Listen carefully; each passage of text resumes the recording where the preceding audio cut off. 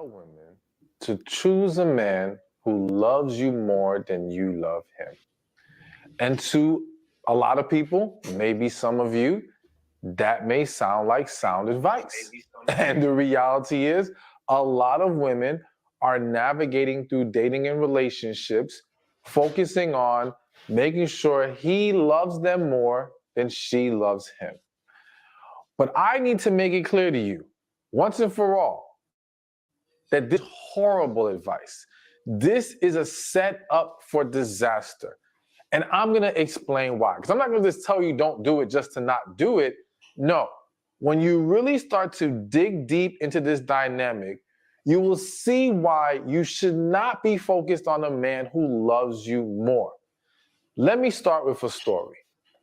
I know of a woman, through coaching her, where she was having struggles with dating. And one of her previous relationships was a man who she was really into, all right, and felt she was in love with. And she was really giving herself to this man and trying so hard to make it work, but he was just on some foolishness, all right? He was lying about a lot of different things. He wasn't completely treating her the way that she wanted or needed or deserved to be treated, all right? He had his good moments, as many men do, many people do. But in the totality of the relationship, he was not the man she needed him to be.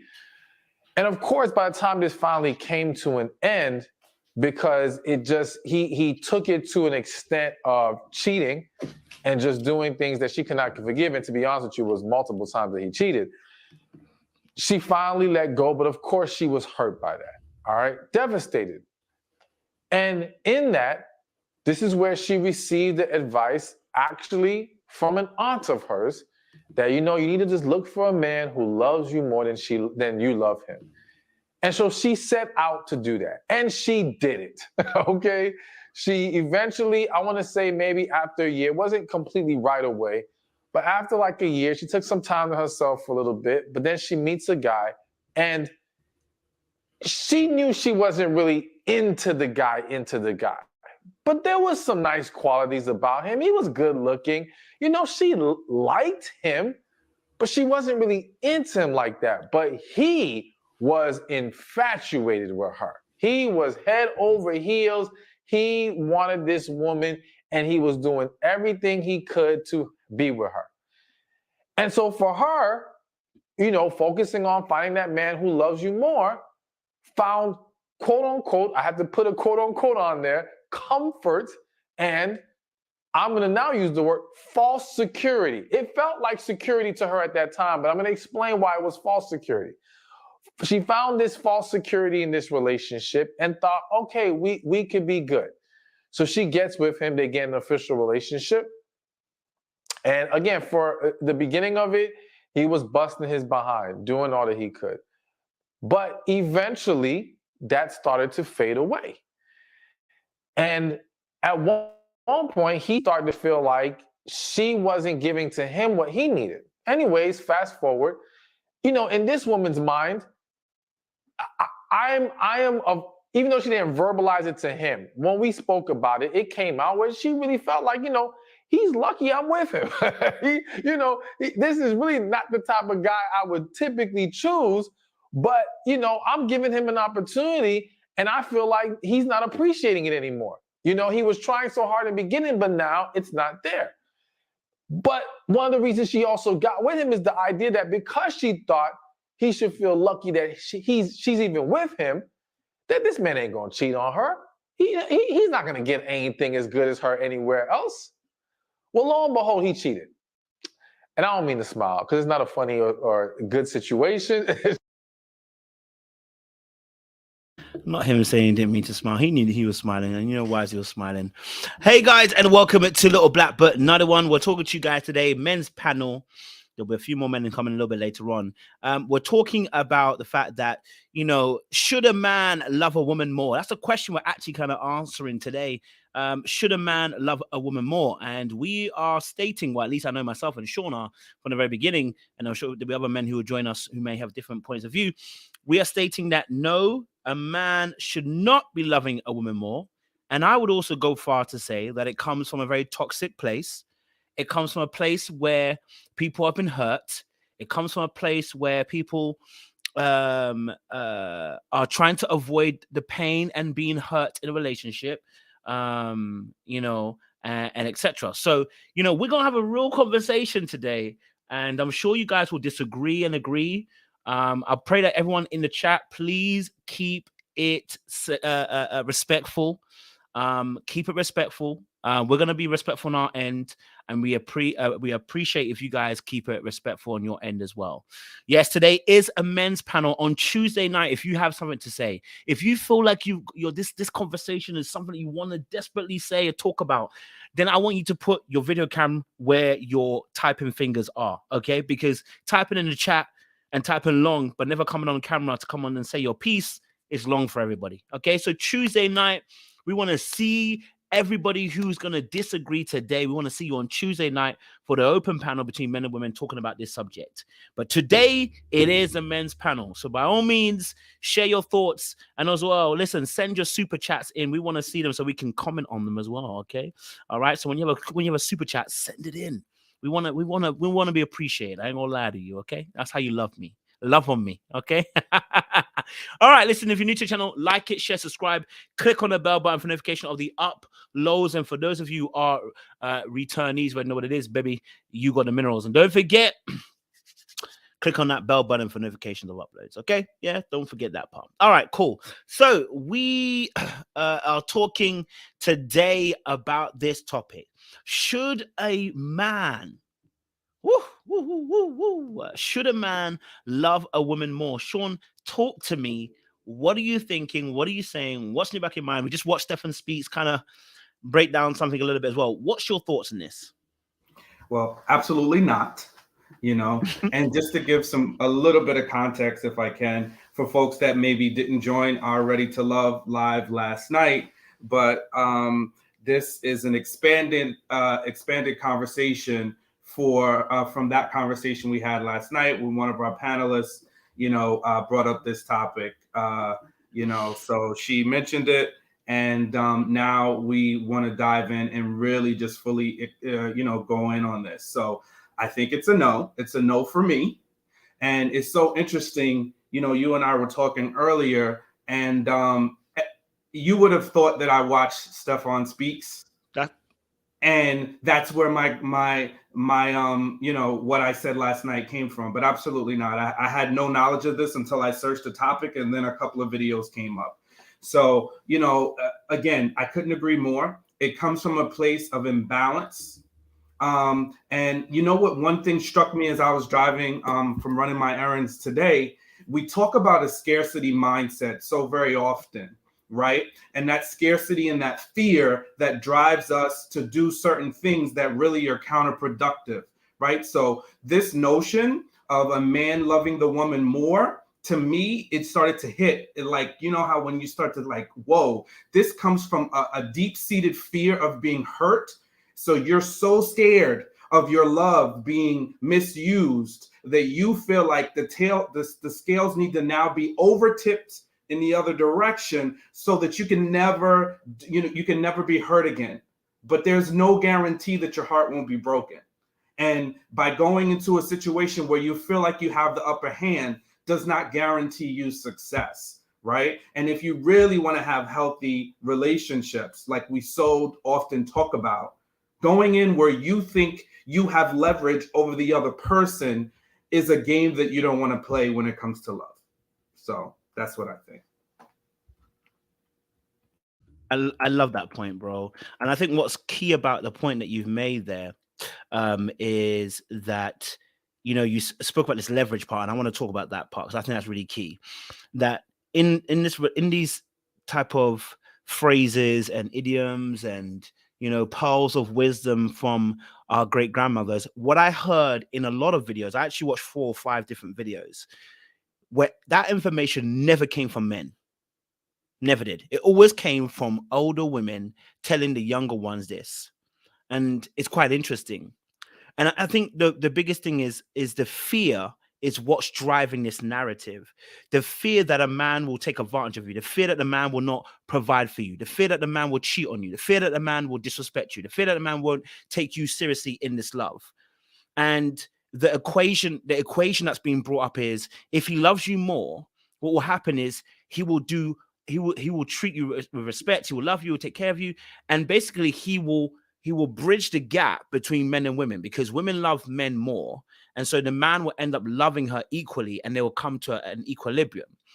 But the reality is that is not how we want to be operating in a healthy space, because what in a sense what's happening is we are trying to rectify past mistakes. That's what I'm hearing, because what I'm hearing is that people are, I should say, the older generation passing this information down to the younger. What they're really saying is, we didn't get it right. Okay, that goon, that's your daddy and that's your granddaddy.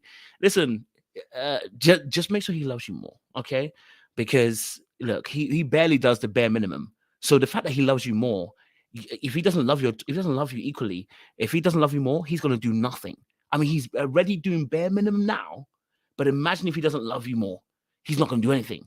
And that's where the conversation is, rather than it being a point of rather than it being about, okay, you know what, this find you a man that's kind, that's compassionate, that's loving, that's caring, that's protective, etc., etc. Rather than describing components or attributes or characteristics what a man you should be looking out for, the blanket statement is find a man that will love you more. And really, again, it comes back down to what you were saying, which is it creates a power dynamic. And maybe you can talk a bit more about this. The power dynamic that, as a man, I should love you more so that you can feel safe in the fact that if I love you more, I won't be disloyal to you. But that's not the truth at all. Not even close. But I don't know if you want to talk on that as well, Cap.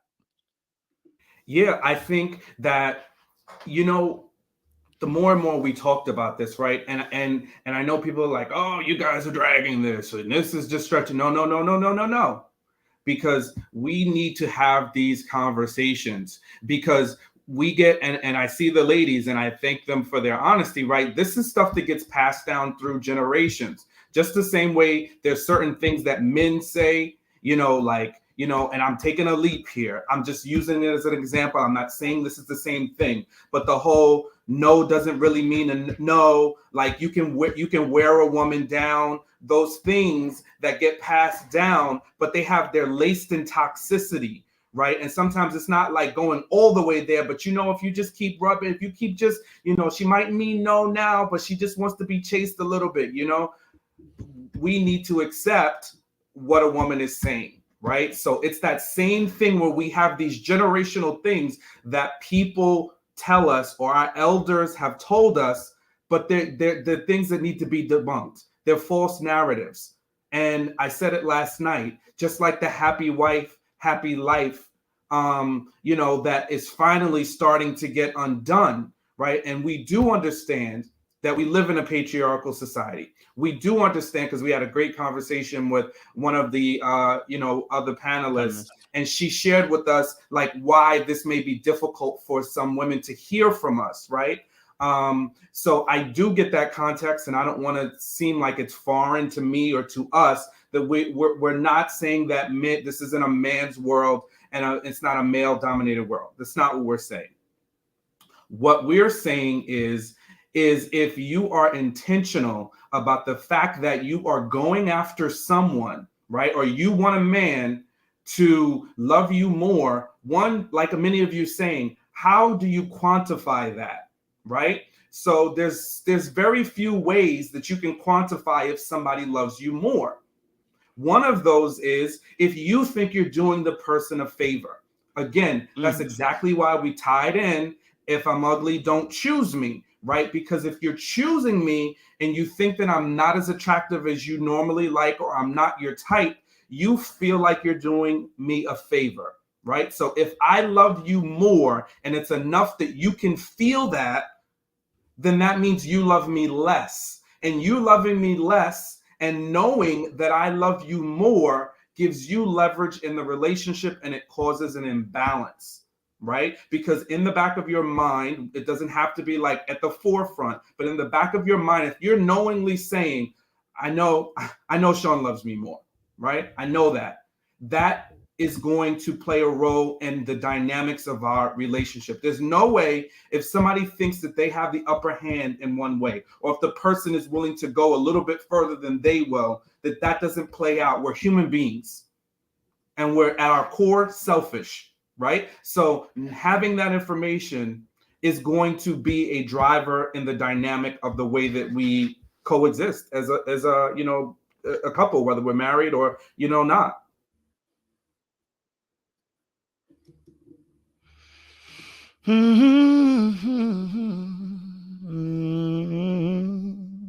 Listen, bro, what you're speaking right now is levels. So I think what the interesting thing here is I want to pick up on kind of things that you said, which is about the are you do me a favor kind of energy, right? So when we're talking about this, a man should love a woman more, again, it speaks to the whole narrative of betrayal, because that's the end goal is that this was a solution to try and stop men from actually betraying women. So let me give a little bit of a backdrop in terms of where I think this is coming from. So beforehand, and this ties in back into the patriarchal aspect as well, right? How women used to be properties of men, right?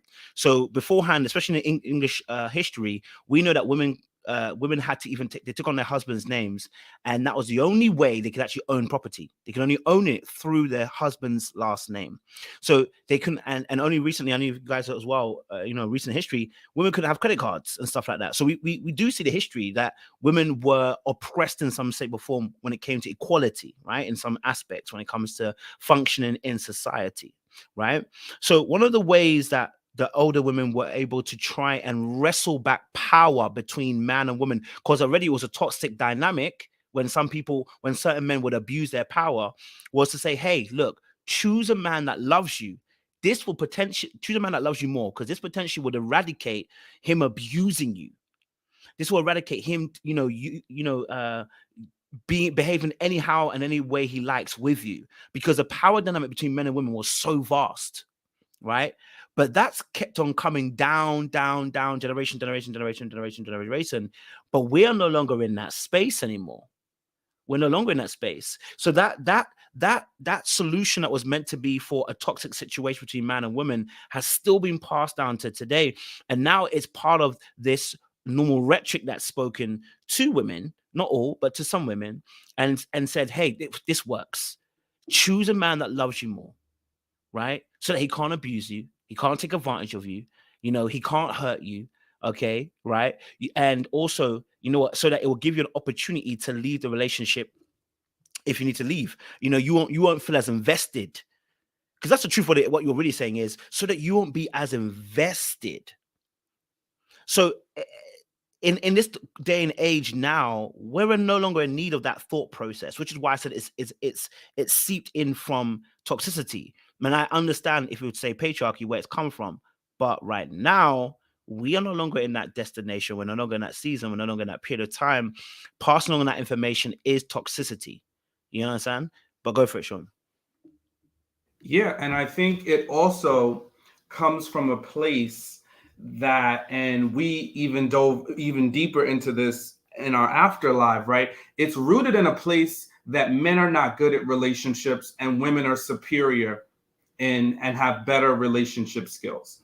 That's really where it's rooted in, because even as we were talking about it last night, we had many of the women share, whether it was on the panel or in the comments, that, you know, women generally are nurturers. Women generally are better at relationships. So if you're loving us more, then that means you're finally gonna, God willing, reach where the level that a woman is giving.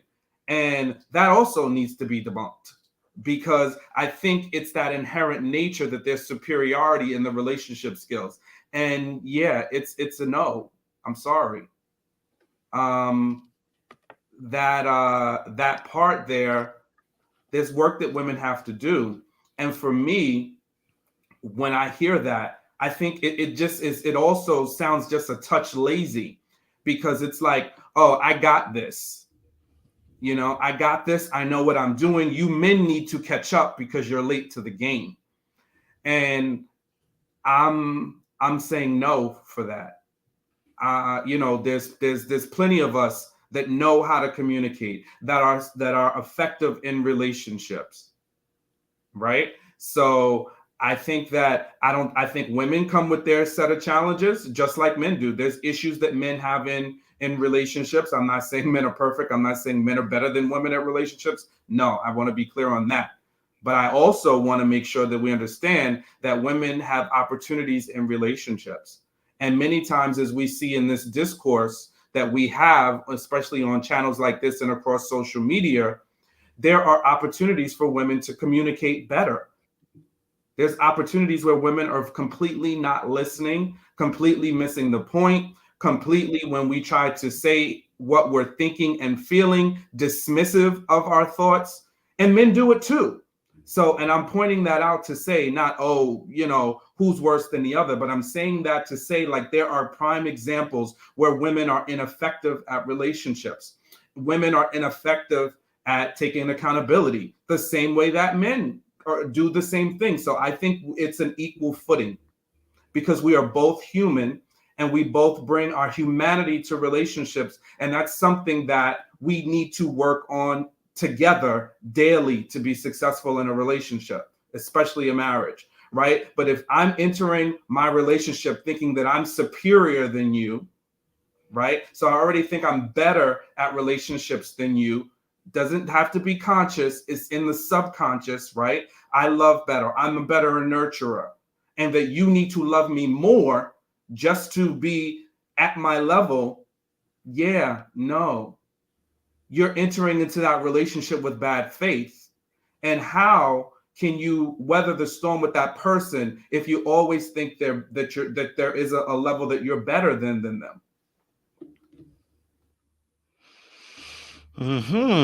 Okay, let me just share this tab. I hope I got the right part of it because I don't need the copyright from these people. But I'm going to bring out this clip. I know if you actually watched, this was a good conversation as well. They spoke about this. It's very much told that the man, you should link up with somebody who you know you could walk away from so that they don't have a clutch on your heart. And a lot of people have believed that that's actually what's going to make them stay. Yes. What do you mean? That will make a man, I've heard the same thing, that will make a man want you more because you don't want them as much. So,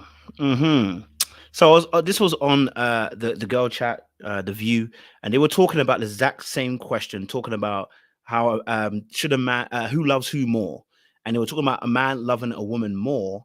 And Jeannie, I wish they let her speak more, but you know what? Other people out here, they like to yappa, they don't like to listen, because she was about to break down some stuff, okay, and break it all the way down when she started saying that people want to be able to have the power to leave, to leave the relationship. And oftentimes that's why I said it gets transformed into a toxic viewpoint.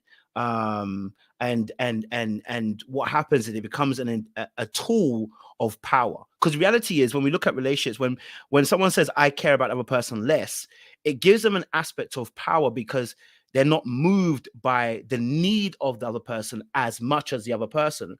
So what I was saying is that part of this terminology or phrase speaking about this is also going back to that whole power dynamic between the two and saying, hey, look, I need to be able to maneuver, because just in case this man goes crazy, just in case this man is toxic, just in case this man is a wrong-un, just in case this man is a cheater, just in case this man is abusive, I need a way to get out. Okay, I need a way to get out. So the way to get out is that if I care less, then I have some power in this relationship and I can control what I need to control to keep me safe. And that is from a perspective of fear rather than a perspective being about a healthy, loving relationship. And, you know, just because our forefathers and foremothers have said things to us, we must also be able to reevaluate the current climate that we're in, some of this information, to make sure we are actually getting what we need to get out of this, out of a relationship. Because sometimes our forefathers and foremothers are speaking from a place of survival, not thriving. Yeah. You know, so we have to be very conscious of that aspect as well, so that we don't always just take what the elders say and add it into our relationships. You know what I mean? So yeah, I don't know if you want to say anything about that, Sean, as well. Yeah, I think that just like we talk about things that need to evolve, right? Like old adages that sometimes need to be put to bed. Hey, listen, maybe you didn't like a couple of the ones I threw out, but what about the one, don't go to bed angry, right? Well intentioned, but just saying, don't go to bed angry, which a lot of people take it literally and will continue to wear out a discussion when perhaps going to sleep and waking up, which a lot of therapists will tell you in many instances is the best way to handle an argument or a heated debate that you're having, is to separate yourself from it and come back to it. But again, our elders in their, doing things the best way they knew how, came up with that adage. But it's not always effective, and it's not cookie cutter. It can't be a cookie cutter approach, and I think it's the same for this. We just need to be cautious. And then the other part is that I also see in the comments, right? I love this. I think it's so rich that it's in the Bible that God says that the wife should love the husband more, right? Now, we're getting accused of misrepresenting and misunderstanding. I don't think that is what the Bible is referencing in its context, and we could do a breakdown, right? And we could definitely do that. But on the other end, what does the Bible say about how a wife should treat her husband, right? Now, are we doing all of those things? Or are we saying some of those things are antiquated? Right? When it comes to not being idle, not being lazy, taking care of the house, being respectful of her husband, holding a safe space for him, and some of those things, yeah, they're things that we just have realized need to evolve. It needs to be expanded upon, right? What that means. Some people will interpret having a major disagreement with something that I want to do as disrespect. But it says a wife should respect her husband, should respect his opinion. His home should be a place like of he's a peace. lord. Like he's a lord. Exactly. But are we running our households like that? No, because then the women say, well, I'm not a slave. And rightfully so, because we need to evolve. So yeah, we need to evolve and expand upon that. And then also look at how successful is that expression, right? A man loving a woman more. Show me the facts that is successful for both people in that relationship, right? And in a lot of instances, it backfires. So that's what I think. Yeah, and I think we have to be. I think okay, so we can. This is a really good point as well. I think because you brought up the whole Bible part, because that's the one that's really being spoken about as well.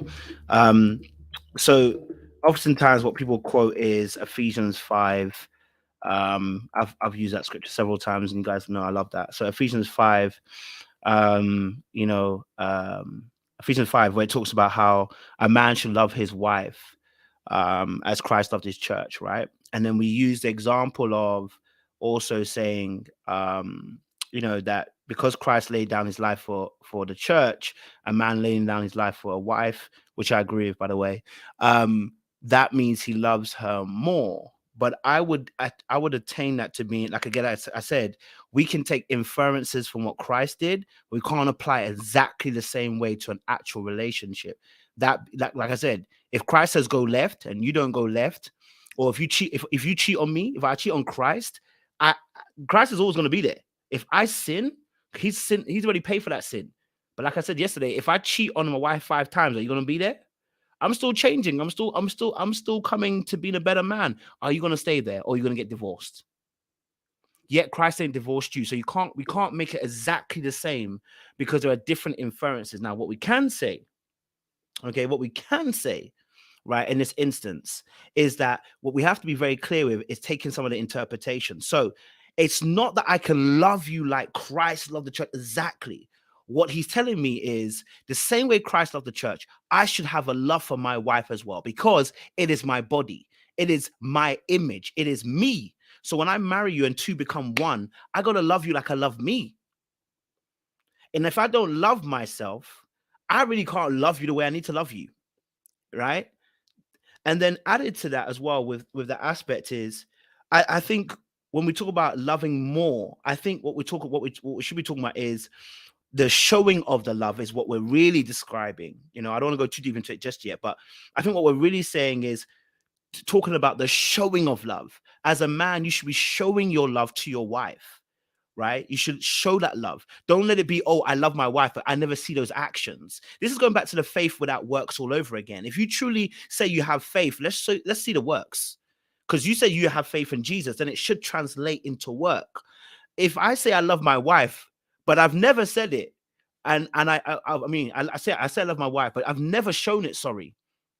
Right? I've never shown that I can protect you. I've never shown that I care for you. I've never shown you that, you know, I would take care, that I would handle things in a household. I never show you that there is aspects of love. Then how can you might question actually my love for you. And rightly so, because you can't see the evidence of my love for you. Right?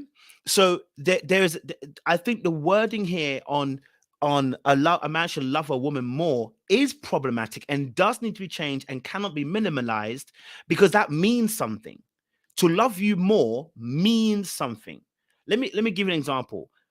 I believe that God loves us more than we love him. I'm gonna be honest with you, because we are haters. Sometimes I'll be listening to him, I'm like, yeah, I hate you, but I'm gonna do what I'm gonna do. Right? But again, I told you I'm not God. Me, I'm not God. So how I'm gonna love you? I'm gonna try my best through the strength of Christ to love you as best as I can, but I have limitations because I'm only a man. Okay. Someone quoted Hosea yesterday. The name Hosea is what's even getting me. It's the ho before the zay. That's what's there. God knew what he was doing. God knew what he was doing. You know, the ho before the zay. You know what I mean? But no, all jokes aside, Hosea.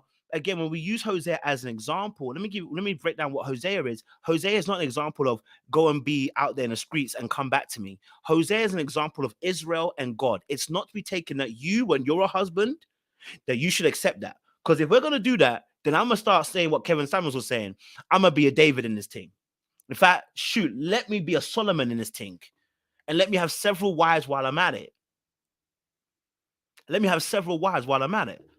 Now, someone might say, well, you know, then if you go to New Testament, you know, one man, one wife. Okay, well, I would agree with you, right? So we can't infer ourselves into the stories of the Old Testament like that, because it's not meant to be about us. It's meant to be about Christ's relationship, or the Father's relationship with Israel.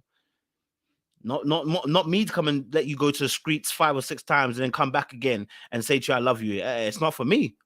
Okay, it's not for me to do that. That's what God is trying to tell us, how much he loves us. He loves us like that. That's what he does. So I'm trying to be like that, but I have limitations. Okay, I have limitations. And I think obviously going back to Ephesians 5, that a man loves a wife and a woman respects him, and that's how we interpret the love. And I think that's what we should be working on, because they may be our weaknesses. Let me count that offer. It may be our weaknesses, and in that weakness of the love part, I believe it's in the showing of that love. And I believe it's not only just the showing of that love, it is our roles we're supposed to play. Right? So when we look at the role, what was the role? This is the part where I would agree with the women slightly, and this is what I'm talking about. When we look at the inference of what God does, he leads with love. That is not showing love more, but he leads with it, which is what I go back to what I said yesterday. Am I intentional with my interaction with you? Am I showing you that my actions match my words? I say I like you, I want to get to know you. Do I show those actions to you? You know, I said I want to take you out. Do I take you out? I said I'm respectful. Do I show respect to you? You know, I said I love the Lord. Do you see me loving the Lord? So my actions have to be the first outgoing. I believe that. Personally, me personally, as a man, and any good man out there will tell you, if I want something, I got to be intentional, and I'm going to show it. I'm going to lay it down. I'm going to be intentional about my movements. So in that instance, right? So for me, yes, that part where for us as men, we should be leading in the love, but leading in the love is not more love. It doesn't mean I love the woman more. Leading in love means leading in love. That's why we have to be careful with the wordings on that aspect. Go for it, Sean, and I'll get JR on here as well. Yeah, I would say 100%. Like when we think about how Christ loved the church, it was the ultimate sacrifice, right? So I think for us as men, we are to give the ultimate sacrifice, and it's our bodies, right? And especially in times in during biblical times, right? Men needed to physically, on a very literal, very regular basis, protect their households from incoming harm and danger, and be willing to risk it all, whether it be on the battlefield or whether it be from anybody imposing and coming into their encampment. So that's what we as men are charged to do, is to love in that way, that love that makes me willing to die, makes me willing to risk my entire life for the protection of my wife and ultimately my family.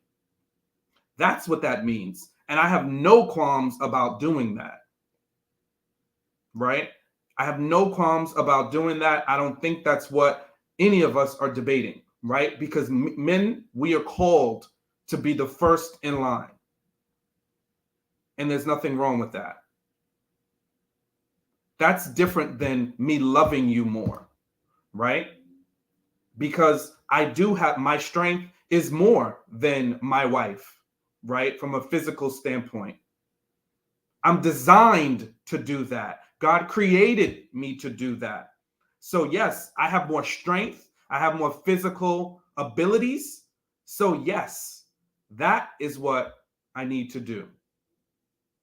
The emotional love of loving my wife more is very different than, and Ono just mentioned it, right? You know, that duty and that responsibility that I'm now called to sacrifice, right? Because when Christ came to this earth, he knew he came with an agenda of what he needed to accomplish and what he needed to sacrifice to fulfill the covenant, right? So as part of our duties as husband, and it's an analogy, right? Just like we understand, analogies are not always literal. It is, we pull the theme, the thematic part of that is, we have to be willing to die for our wives. We don't need our wives to do that. If a woman is willing or has that heart, that's beautiful. But we don't need our women to protect us in that sense, right? We need them to protect us in other ways. So it's not going to be a mirror image of how we're loving each other and what our responsibilities are. They're different things. But it doesn't mean that because my wife doesn't have to die for me, that means I'm loving her more and she's loving me less. No, it just means her duties, her responsibilities are very different than mine. Women can give birth, men cannot. That is a beauty, and it is, if you take the Bible literally, a duty once we become married, right? To be fruitful, to multiply, to grow our family, right? To enlarge our territory, right? That is part of the woman's responsibility, right? So that's not her loving me more because she's willing to have children for me. That's her loving me and loving what we have together. And then the outbirth of that love is children. So, I mean, I gave a couple of different examples. Nothing's going to ever be exact, but it's the theme. I want us to understand the theme. I'm trying to portray the theme and not saying like, oh, then if the Bible says the husband should love, his wife just as Christ loved the church, yeah, that means he loves her more. And no, absolutely not. And just to add on to what is, so I remember I spoke about this a few months ago, and I haven't revisited it until Onu just brought this point up, right? And I spoke about this, about the Greek terminology when it comes to love. They believe there was like 8 different types to encompass the fullness of love, right? So one of the types was pragma. And I spoke about this last time, so I'll put up on the screen so you guys can actually see it as well. So pragma is unsexy love that you might find in the political arranged marriages throughout history. The business-like love is seen in relationships where practicality takes precedence over sex and romance. For example, 2 people may be in a relationship because of financial reasons or because they have more to lose by breaking up, by staying together, etc.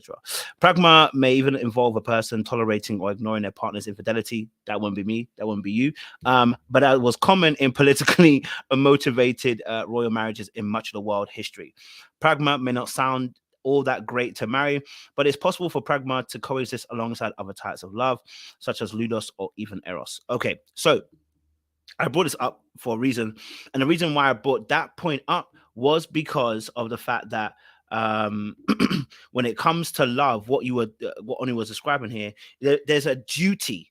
And that is a beautiful explanation in terms of what Ephesians 5 was. I was trying to ask, I was wondering what Revelation was for Ephesians 5, because I was trying to understand it. Without it being that Christ loved the church more, it means he loved them more, and then that would be us as well. But then as he said it, it just came to me as he said it, that yes, the explanation of that Ephesians 5 scripture where it talks about a man loving his wife like Christ loved the church is the duty. I have a duty, whether I like it or not, to love you. This is not about loving more. This is about duty, your role. My role is to love you like Christ loved the church. And your duty, whether you like it or whether you don't that day, is to respect me as the quote unquote, we're going to call it head man, your husband. Right? So it comes back down to, it's not about what I like, but it's about my duty. So when it comes down to the crunch, and I'm just giving a very, again, thank God most of us won't have to ever deal with this. If someone points a gun now and it's me and you, it's me. Yeah, it's me.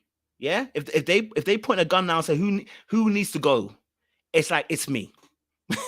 Don't take the wife. It's me. I've got to go. Yeah, I got to go. Now, if I decided in that moment, take her, what would be? You'd look at me really weirdly, and people would ask me questions. What kind of man do you have? Right? So it's the duty, meaning that as it comes with the role, should it ever come down to it, right? Should it ever come down to it, my role is to protect you. And in that moment, I should be willing to lay down my life for you. Right? So, and sometimes our protection, as we said last time, is about protecting you from you. Sometimes we got to protect you from you, because sometimes you have an idea in your head that it should be this way. And I'm telling you, no. If you do, it's going to end in carnage. And sometimes I got to protect you from you. Let me throw it off wild. I'm going to say something wild. I'm going to throw it wild. Sometimes you have to throw it wild. I find it really funny because sometimes I hear women say some things. They will say this: I had to be annoyed with him because it was my time of the month. So I just had to give it to him. I was annoyed, and it was a time of the month I went at him. And then we will say, I think it's better if men be leaders because we don't have a time of the month. So if we react to something, it's not based on me using an excuse that it's my time of the month. Now I know some women are going to say some things and be like, oh my God, but no, let's just deep it. I've had conversations with women telling me the reason why they had an argument with their man is because it was a time of the month. They were extra stressed. Hormones are going left and right, and they had an argument with their man. So there are specific roles because of the way that we operate. So sometimes I got to protect you from you. Because sometimes you be just operating because and you'll use an excuse of it's my time of the month. I was a bit, you know how it is. And I know the woman will say to me, no, but y'all be telling me that's what y'all be doing. So sometimes I have to protect you from you because sometimes the decision making be a bit wild. Now, is that every man? No, because there's a lot of trash men out there. Don't choose the trash one. There's a lot of trash men out there. Do not choose the trash one. The good one is going to love you like Christ loves the church. The good one is going to what? Be patient. The good one's going to be kind. The good one's going to be enduring. The good one's going to speak good words to you. The good one's going to make sure that, listen, hey, you're first. I'm serving you. That's the good one. You know, that's the good one. So, you know, I'm just saying, listen, I know the lady's going to kill me on that one, but I just had to say it because I've heard it used. They use it whenever they feel like. It's like, oh, it's my time of the month and I got into an argument with it. And it's like, wait, how can you just drop that bar there and say that's an excuse? But then when we turn around and say to you, that's not the way it should be operating, you tell me, well, you know, sometimes our hormones go off on the wing. Okay. Sometimes I'm just down because it's my hormones. I was like, oh, okay. Hey, I'm just saying what I've been hearing. That's what I'm saying. You know what I mean? So don't choose a trash guy because, of course, he will take advantage of you. But go on, JR. I know the woman going to cancel me, so then once we cancel, then JR go. Yeah, good evening, everyone. Listen, in the land of so many bad ones these days, it's very hard to find a good one. And when you do find that good person, the person that you feel you get that that special vibe from, that separates them from anybody else, you appreciate that, and don't try to one up each other, trying to say who should love who more and who isn't loving the other enough and all that stuff. Men and women love each other in different ways, and we receive it in different ways. All right, we're different, you know, like you've spoken about before. Men usually have to lay their lives on the line to protect their woman, right? Or that has to be an option that they consider when they go into a marriage, or in some cases a relationship, because let's face it, marriages aren't happening as frequently as they probably used to. And women give up or sacrifice their lives in a different way when they give birth. So both have to sacrifice ultimately. And that's why my stance is there has to be reciprocity. It isn't that the man should love the woman more. In some cases, he may feel like it because of what he feels he is providing or giving in the relationship in order to express his love, right? And vice versa.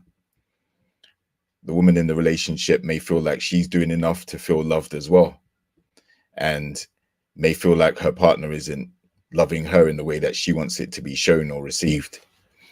But you have to come to a mutual understanding of how both of you want that love expressed, and then both of you can receive it in the right way. All right. So that's my stance. It's very simple for me to explain it, but it's harder to do in practice because, you know, I won't say a gender war, but it's a battlefield out here. It's like everyone's trying to one up each other. Everyone's trying to get what they want from someone, you know. So we have to shift away from that and go back to, okay, let's make this work. I found this person, this person's found me. We can go all in with each other once we've established that connection. And also once we've got to know each other, because we can easily weed out the rotten apples and the people we're not meant to be with from the people that we actually have that feeling for and want to be with, right? And that comes with a lot of hope and a lot of faith, like you said. And you can't have one without the other. Like, you can't have a relationship where you feel like you're loving someone and you feel like they're not loving you in return, because that pain that comes as a consequence of being vulnerable to give that love is sometimes very difficult to get over when it doesn't work out. And hindsight is 2020. You can only, you know, give it a chance, give it a try, and be vulnerable enough to try and be open and make it work with a clean slate. Because if you don't, then you're self-sabotaging and you're potentially going to ruin the opportunity you have with that person. And this is before any kids get involved or before marriage or anything like that. You genuinely know who is giving you the vibe that, or giving you the feelings that they are going to reciprocate what you're investing. And the return on investment can come in many ways and many shapes and forms. And we receive them differently at different stages in our lives too. So I agree with everything you guys said. Like, and even Sean's caption, we need more of each other. We do, because we're in a state now where it's like, okay, well, if ladies are saying my man needs to love me more, then you're pretty much saying, look, I'm not going to invest as much. I'm not going to give as much. I'm not going to show how I love him as much. And on the receiving end of that, that guy is going to be like, wow, I love this girl. You know, I'm doing what I can, and she's not showing me anything back.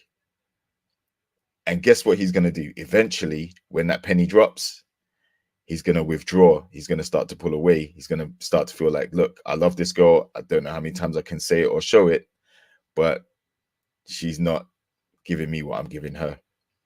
And it's going to lead to the demise of the relationship. Love that point, bro. Love that point. And that's a fair take. I can't even deny it. Definitely more fair than I was. So I think we needed your take, bro, because I was going left. I was going left. This is a little bit more. That love can have. Yeah. If you actually can sit there and quantify how much love that person is giving and hold yourself back, you're never going to experience Exactly. the abundance that love Right. can be Exactly. for Or you. back in the day, there was this book called The Rules. That Man, honestly, Jeannie was spitting bars, man. That girl be coming up with these bars. But I love her point that she made about how holding yourself back in the love or letting that person love you more, what it creates is that you're not able to fully embrace that love the way you need to. I think that's a really key point as well within that. And this is coming from somebody who is a recovering emotional avoidant person. I know what that looks like. It's a power grab.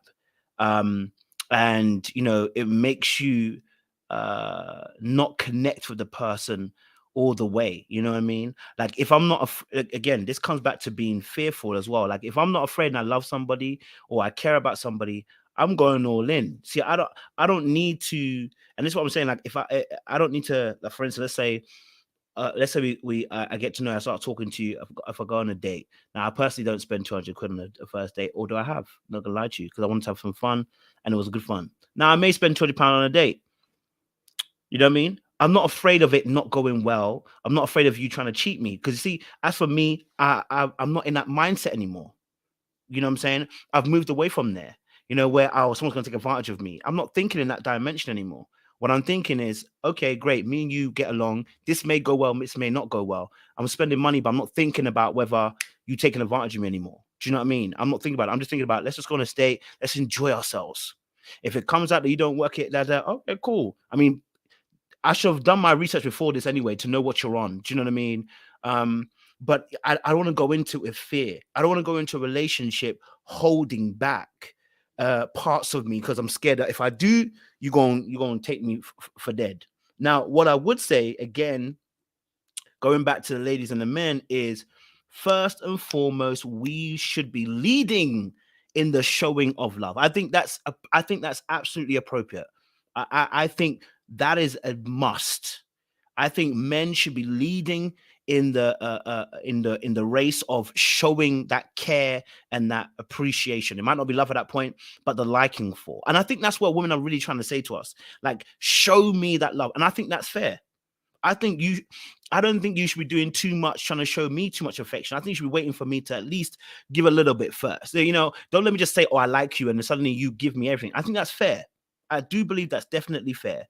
I think there should be an aspect where, if I'm talking about a serious relationship or looking to go into a relationship, or even if it's just looking for a little, you know, you are looking like a hanky-panky thing, you know what I'm saying? Like, you should know what you want from the situation. And then there should be an allowance of me to be able to flow and be able to lead in that love area. You know what I'm saying? So I think that's absolutely fair. And I think that's where we're actually at. And I think that's what we're really trying to say, or at least that's what I believe that women are really aiming at, is that, you know, if we care for them, then let's show that love. That I can get with. Or show, love might have been the wrong word at that point. Let me show some intentionality behind my movement at first. You know what I mean? To show that, hey, I'm serious. You know, I'm serious about, you know, dating you. I'm serious about getting to know you. So yes, I may message you like, hey, you want to go for a coffee? You say, yeah, let's go for a coffee. I go have a conversation. I'm asking intentional questions to get to know you and who you are. You know, from there, I'm going to try and build from that place. Okay, cool. I've liked what I've seen after a few dates. We've gone out. I've liked what I see. Listen, I would love to, you know, I think me and you would be great. I want to make, you know, I would love for you to be a partner. I want to be your man, whatever, right? I'm showing you intentionality. I'm leading it. I'm not letting you say to me, you're now my boyfriend. No. I've got to be intentional, you know, and actually leading in those steps in a way. And I think what's happened is that men, and I think this is the real issue. Can I be honest with you guys? This is not a council one, but this is good. I think the real issue is this. And this is precisely why women get jaded. Women have been giving their love away to absolutely trash-ass men. Men that are emotionally avoidant, men that don't want you, men that give you a little glimpse or something that they find you attractive and you assume it's him liking you. And there's no intentionality behind it. And then you invest all your energy and time into the type of men, they trash you, and you're tired. Then I get labeled, then the good guys get labeled as you men don't do. And it's like, no, you poorly invested. You know what I mean? And if you had been mature and knew what love was, you would have known that investment's a very bad investment, very shaky. And again, this comes back down to what I always say first and foremost, as men, that as fathers, this is another conversation, this is another question.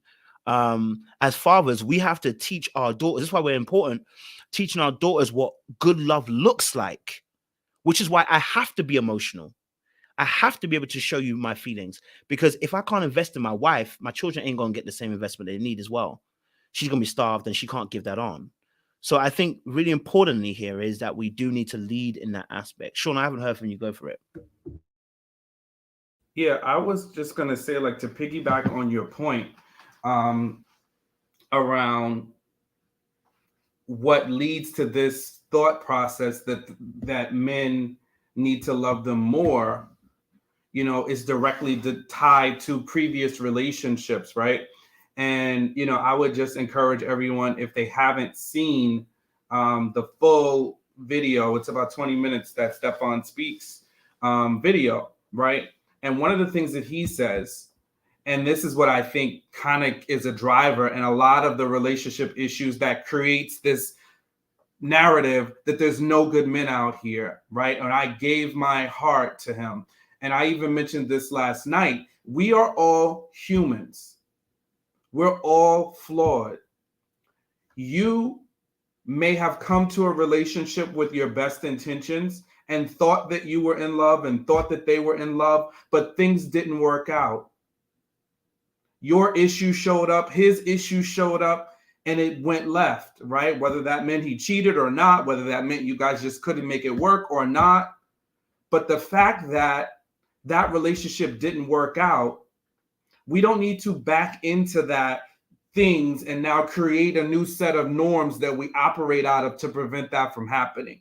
No, we just need to take what we learned from it. And I think sometimes, this is for myself, and I talk on this channel a lot about accountability and some of the things that I had to do once I got divorced, right? I had to face myself and I had to look in the mirror and understand, how did I get here? And what are the things that I did? And what are the things that I want to do differently? If we don't do that, it's always going to be about other people. And that's the danger, right? Because that's when we make up these things. Oh, it's because I loved him more than he loved me. That's why the relationship didn't work out. Maybe not, sis. Maybe not. Maybe not. Did you face yourself? Were you willing to look at yourself? And I don't want to keep making this about Jeffrey, right? But there's a lot of flack coming her way. And I think what people are seeing is the lack of accountability. And that is what expressions like this, they make it easy. It makes it easy for us, because I don't have to face the mirror. If I say every woman that I was in a relationship that didn't work out, I loved her too much. No, I didn't. I loved her just as much as I needed to love her for that relationship. But what did I learn? It's not, the lesson is never going to be you did too much, you know, in terms of love, right? We should be loving people, right? You don't know what the impact of your love can do for somebody. And sometimes it's always not today. It could be tomorrow. It could be 10 years, right? So for those of us that want to quote the Bible, we are to give love freely, right? So we should not be withholding our love and strangling our love because we don't want to be hurt in love. So I would say, look at yourself in the mirror and stop trying to come up with reasons for why things happened. What did you do? What is your role? What are you willing to do differently? What could you learn so that you could not do the same things again? Because if you keep saying that you love too much, that's not going to change the outcome. That's not going to change the outcome. Because you're going to just, now you're going to be guarded in another way.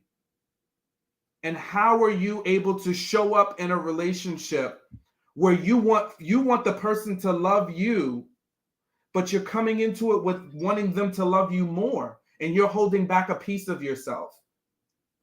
What's going to happen when the disappointment of that relationship doesn't work out? What will be the reason then? So that's my challenge, right? So what happens when he does love you more and the relationship still doesn't work? Then what was it? So that's what I think. JR, do you want to add something? Yeah. Okay, so listen, love is probably the most talked about and strongest emotion we have. Why? Because when we are in love, we can overlook a lot of things. We can do a lot of stupid things, but we can also give our everything as well, right? And feel like it's the right thing to do. Conversely, when love fails or it doesn't work at that particular time, we can take it to heart, where we sharp the fence, pull up the drawbridge, and want to not venture out anymore. All right, not even want to test the dating pool anymore for a while, right? We hear a lot of rhetoric about, you know, especially from the women side nowadays, saying that they love the wrong guy or they don't want to be hurt anymore, and this, that, the other. It happens on the other side too.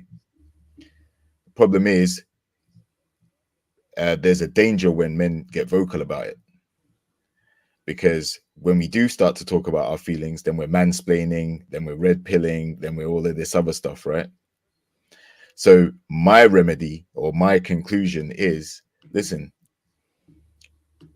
love is something that will be generated naturally when you meet the person that is right for you in that particular season of your life, right? And when you meet that person, you know, you have to come into it with a clean slate. If you're bringing over the hurt and pain from what you went through before, you're going to act erratic. You're going to panic, and you're going to do things that are not going to be conducive to your relationship working with this new person. And that's on both sides. You see what I'm saying? So I think when love doesn't work, we handle it in different ways as well. But we as men, we can't go out and say, you know what, that girl broke me, man, she trashed me, you know what, all these girls are. No. And there are guys that do that, but those guys need to sit on the bench and heal, like you say. All right. There's nothing more painful than a love lost, especially when you've sabotaged it yourself. So you have to, like you say, take accountability in terms of realizing what you could have done different, and make amends if the opportunity is still there to rekindle that love. Because in the dating pool, if I don't know who's out there in the dating pool right now, but if you look across, it's a minefield out there. You're not automatically guaranteed to repeat the love that you found with the person that you just broke up with or whatever, right? So when you find it, hold on to it, because it doesn't come every day. You see people on the socials, you see people in everyday life looking for love again, and it's hard to find what they once had before. So appreciate it while you have it. Don't get stuck up, stubborn, and all the rest of it. I heard what you said before about going to sleep angry. You know, like if someone reaches out to you to say, look, let's work on this, let's try and sort this out, let's try and resolve this, that in itself is a sign that that person is ready to concede or continue to show love to you. And when you have a willing partner that's on that journey with you, like I said, there's no better feeling than that when it's working, because that's what everyone's striving for in the dating game. That's what leads to marriages working. That's what leads to successful families. And when I say successful families, I'm not talking financially. I'm talking about like spiritually and feeling that mentorship from both parties. Because when love is in the house, you step in that house, you know it's there, right? When love is between you and your partner, you know it's there. So like I said, love is the greatest thing. If you can confidently tell the person you're with that you love them, you don't feel any way about it. You don't feel shy about it. You don't feel like you're in a disadvantaged position. You don't feel like you're going to be played for a fool. It can be one of the greatest things. So when you have that, work on it. Work on it. Don't just leave it behind and think it's going to come 5 minutes later or the next week or the next month. It may take you years, because you don't know how damaged you are until you look at yourself, and that may take you years to do before you realize that there's even an issue. My guy JR preaching from the pulpits. Preaching from the pulpits. Yes, my guy. Okay, listen, guys. Ladies, listen, look, you know, we brought the arc. You know, we brought it all the way around. We've done a 360. I'm gonna take a slight detour. Just a slight detour. Okay. Because I thought whilst we're attacking some of the myths, I thought we should attack one more of these myths again, you know, whilst we're here. So I think this video will be insightful for all of us to hear. So let's get Stefan back on again. Let's see what he's got to say. Just let's see what he's got to say. Well, so as far as her allowing men who she typically wouldn't give a chance to, like I'm not a big fan of telling people lower their standards. Is it lowering your standard if you should say you'll give somebody a chance that you wouldn't? Because like you said, what if their brain has been so conditioned with all the stuff you just said? I want this. The society told me that. This is what the internet has been proving to me. I want Sierra's prayer. I've been praying everybody else's prayer except the prayer of my own, and this ain't working.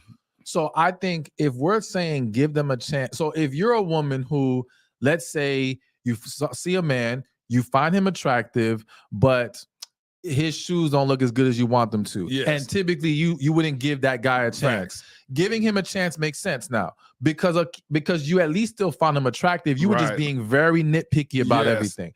But I'm very cautious about telling a woman who didn't find a certain type of man attractive, is generally not attractive to that person, you know, or not attracted to that person, now trying to force it with that individual. Because again, there's a lot of women who get in relationships with guys they're not attracted to. That's not sustainable. You see what I'm saying? So you've experienced that. A lot of women that will say, I got with a guy that I wasn't attracted to him to begin with.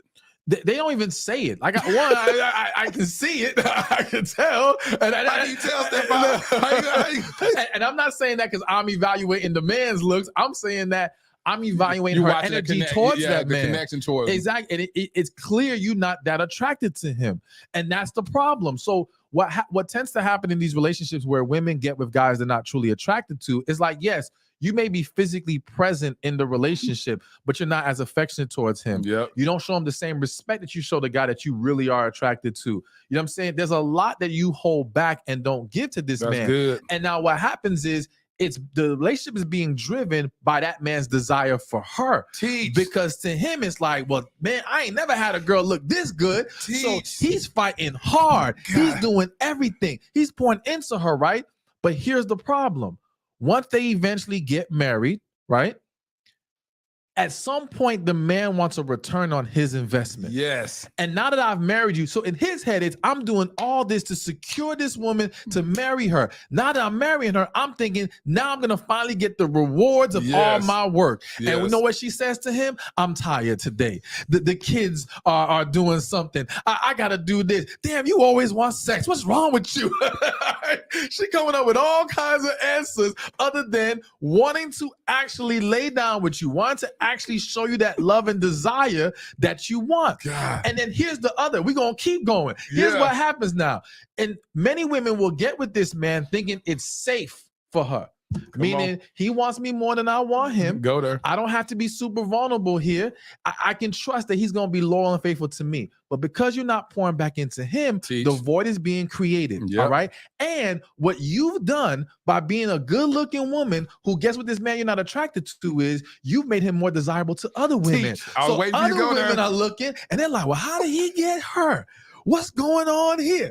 And you know what people think? You must either be packing, Yeah, you got a lot more money, something Yeah. is great about you. Yeah. So now those women start getting attention he ain't never get before. All right. But he's getting it at a time that you are neglecting him of all the things that he always needed. Let's go there. And so now he ends up, and I'm not saying it's right, Yeah. but he ends up taking it from somebody else. Yeah. And now the whole thing, and now the woman thinks, damn, I can't trust no man. All men are horrible. Even the ones who ain't attractive are horrible, right? But no, that's not what the issue was. The issue was you got with a man you weren't really into, you were not willing to pour into, and whenever you create that void, you open the door to issues of infidelity.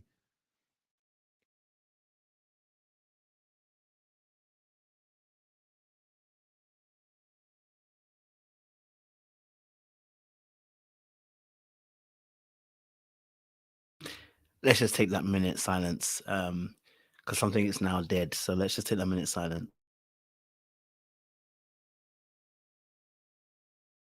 Good gracious God, we love that. Listen. By the way, this is actually a really recent video, guys. It's not a video that's old.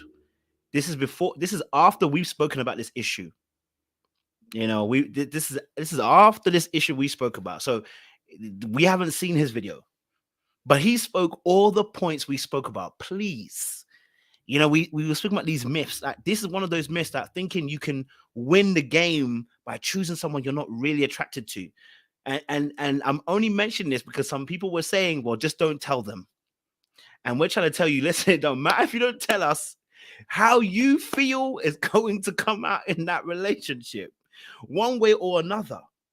You know, eventually it will come out. When you finally get everything you want out of that situation, which is the wedding and the kids, once that's accomplished, that's an ugly nigga. No offense. You know what I mean? Just excuse my French. He's an ugly nigga at that point. Okay? Because you've accomplished all you need to accomplish. Just saying. Yeah? So, again, I'm not just blaming women solely. I'm just saying this is exactly what we're talking about. I wanted to hit it while we're here. I was like, we hit that other one out the park. We'll might as well go for a second hit run whilst we're here. You know what I mean? Might as well go for a whole one. Do you know what I mean? So again, I'm not even saying these women necessarily are bad. I'm saying that you are short-circuiting yourself. That's all I'm saying. Not that women are even bad, but you're short-circuiting yourself by putting yourself in that situation. You know, things, and again, this comes back to the whole things about, you know what? My time clock is running. I'm gonna have a kid by myself. You're short-circuiting yourself. You know what I mean? You're short-circuiting yourself. So, you know, I wanted just to put it out there, you know, so just saying, because when you start arguing with that guy and you start calling him this ugly boy, how can you talk to me like this? You don't want that. You don't want that for your life. JR, you're shaking your head. What are you saying? Yeah, that dude spoke facts, bro. The thing is, obviously attraction does play a part in, you know, being with the person that you profess to love. Like, because if it isn't there, then it will manifest in different ways how you show that you're not attracted, right? It can come in the form of a lot of things. Could be nitpicking, nagging, picking at them for, you know, critiquing them, criticizing them. Trust me, I know that can happen. And again, when you're on the receiving end of that and the person's telling you they love you at the same time, it's, you know, it does bring that air of, you know, this is not making sense right now. Because there's different levels to love, right? There's unconditional love, which is where you love the person, you know their flaws, you know that they're good points, and you're like, boom, I love you for who you are, right? Then there's the conditional love, which is I love you because you did X, Y, and Z for me, or you give me this every night, or you cook my favorite meal, or whatever other stuff. So first of all, we need to differentiate what type of love we're actually looking for and who we're actually with, and why we're looking for that type of love as well, right? Now, we are in a time where we have social media and we have opinions from all over the place about how other people run their relationships or how other people show up in their relationships. And, you know, some people believe in the Sierra prayer for Russell Wilson and all that stuff. Some people are a lot more realistic and look around them and are just praying for a good man or a good woman to come into their lives. But you need to know yourself first and love yourself enough to know who it is you want to be with and what you want in terms of love from that person, right? So it may sound complicated, but that's the formula that I subscribe to. Like, so for me, for example, if I meet a lady that I'm attracted to, that I feel like I've reached that point where I'm like, okay, I can go all in. I can tell her that I love her. That's a very serious thing for me personally. Because like I said before, love to me is up here. It governs a lot of things. It makes you feel a lot of emotions that you don't feel. And if you don't have love, you feel neglected, you feel rejected, you can feel down, right? So it's a rare thing to find, but when you find it, I'm telling you, you don't want to be with somebody who you are constantly trying to please, constantly trying to fight an uphill battle to get their approval. It's not a good place to be, and I wouldn't recommend it for anybody. If you want to be in love or you want to find love, first of all, you have to be able to manifest it, but you do that by loving yourself, and then that guides you as to what you're going to look for in terms of reciprocation from the person you're with, right? So I think my guy spoke a lot of facts. There are a lot of reasons why people self-sabotage, and like you said, Coach, short circuit. But love is a long game, you know, because it takes so much investment emotionally, sometimes in other ways too, financially, mentally, can be draining at times. But if it's true love, then you stick it out and you appreciate that there's good and bad, there's strengths and weaknesses, there's pros and cons with everything. But overall, it's the love that is the glue that makes everything work. It makes the world go round, right?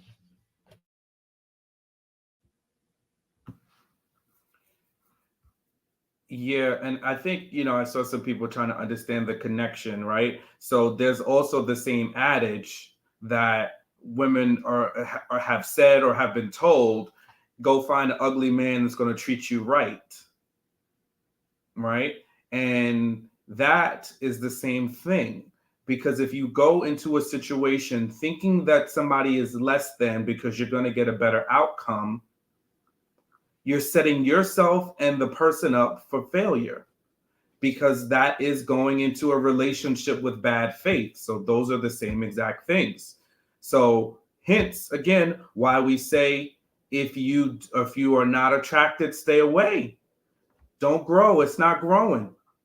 And you may think it's working out today, but trust me, how many marriages do you see or relationships where 2, 3, 4 years down the line, the relationship falls apart?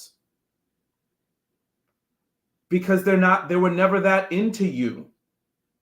So yeah, and I see people, oh, well, I did that before, but you're not with that person anymore. Because if you were with the person and you thought they were ugly, you wouldn't tell us. Okay, but the relationship is over. So just because you did it, don't mean that that was what you should have done. Because especially if you ain't with them no more, then what point does that prove? It actually proves our point. You're not together. And yeah, you may not say, oh, well, I'm not together because the ninja was ugly, but the relationship fell apart because people aren't stupid. You know what I'm saying? You think you're so smart that you're going to cover the fact that you're not completely attracted to the person and it's not going to come out in your behavior and your actions. That's not, no, we're humans. We're humans. And again, there's a difference between saying, I find them attractive, right? And there's another thing with, they're not my type. I've been single for a long time, so hey, go ahead, we might as well do it. And let's make a good go at this. That's a half-hearted attempt. And that is not a way to start a relationship. And that's what we're saying.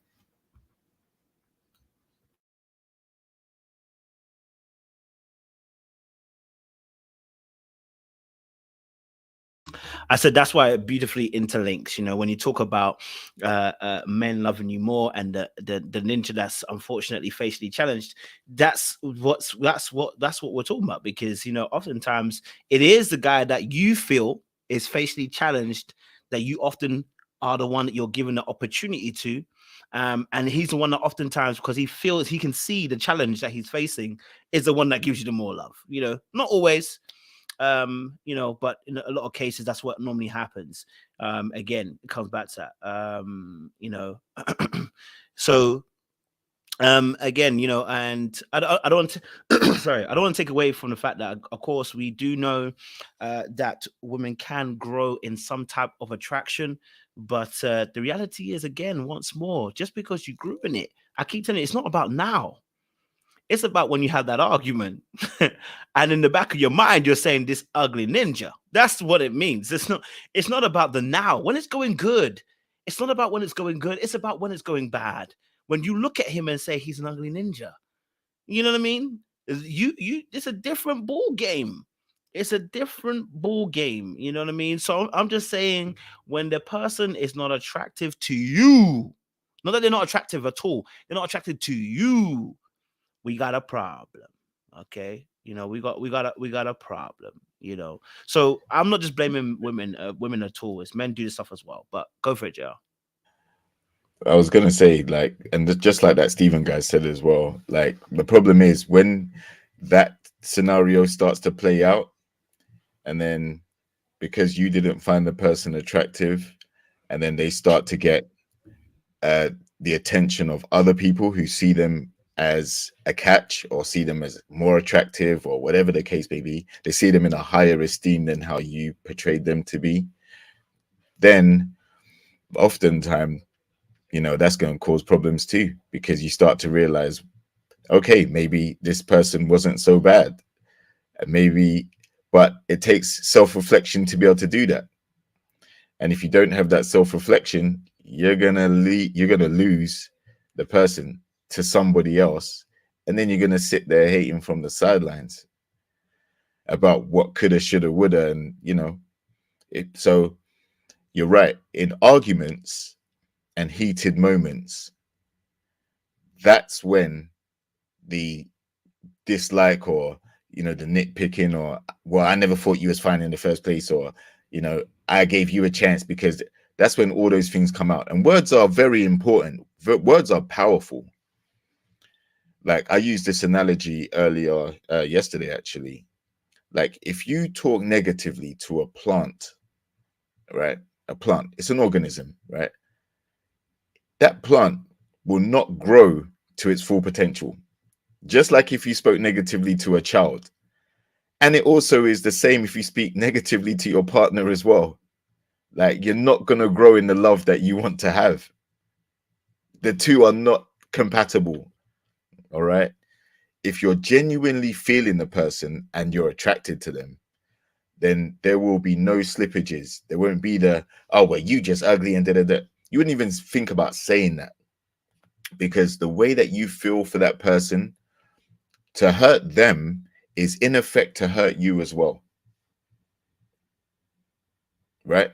Like, so I know, like, if I say something that hurts the person that I love, then I know that there's times where I'm sitting there running it through my mind saying, you know what, man, this person said this, I reacted in the wrong way, or I said something that triggered the situation. Let me try and smooth it over. Let me try and apologize. Let me try and move past it, because I'm trying to keep that person around, right? If I don't do that, and I sit there and I go, well, yeah, she's horrible, she's ugly, she's this, that, the other, she's terrible, da da da da da. How can I really truly say that I love that person? So that's where I think the slippery slope comes. It's very easy to run off at the mouth, but the hardest thing to do is to reflect on what you said that may have caused the situation to go awry in the first place, and then reach out and try and correct that whilst the opportunity is still there.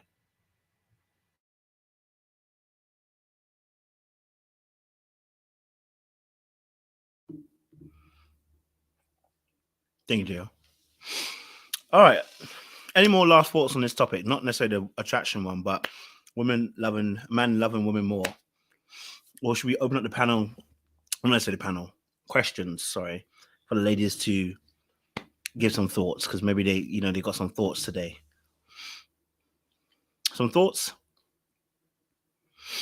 All right, cool. Ladies, we've got about another 15 minutes or so. We want some of your thoughts. I know you guys have been, on our side, not on our side, on our side, not on our side as well. This conversation has been a bit topsy-turvy, which has been good. You all been respectful. I think it's time for some questions. So some real questions that you guys will have, you ladies will have. We want it in the chat. So as you've been hearing the conversation, talking about this subject, we want to hear your questions. What are the questions that you actually want to ask the panelists today so they can actually answer? What are some of the questions you like to answer as well?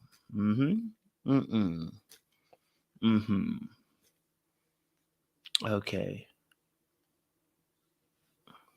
She said the last statement above. Okay, she said, I'm going to assume the men are saying that even if he is not the most handsome, you should have some draw or attraction to him that will lead to romantic attraction, whether it's a vibe, swagger, etc. I mean, that's a start, but I honestly, It's got to be more than that. It's got to be I've got to be more than that. I'm gonna be honest with you, baby. You're looking at his face, and it's not computing for you. Okay, he hasn't even got body, so just leave it alone. Okay, he hasn't even got body to make up for the face. Leave it alone. Leave it alone. Okay, no matter how good he is, leave it alone, sis. Okay, we wanna end the race strong. Go ahead, you know what the litmus test is? So the group chat. I already told you. If you have to explain the group chat, you already know I don't play with that, bro. If you have to explain it to the group chat, if you have to explain it to your group chat before you show the picture, that's usually my indication that is your fluff. Like if you have to give a disclaimer, right? If you're gonna slide the picture over, if you're showing the picture and you got to say, oh yeah, but he don't take, he got to turn to the side. So this isn't really in his good side. And we wasn't having good lighting in this particular picture, but this is him, right? Or you hesitate, or you drag it out to the last second to have him meet your friends. That's it, right? Listen, the ultimate thing is for the ladies, like, does downtown get get a little moist when you think about it? Not that you have to be doing it, right? But when you think about him and you think about the idea of you guys being intimate, do you get a little,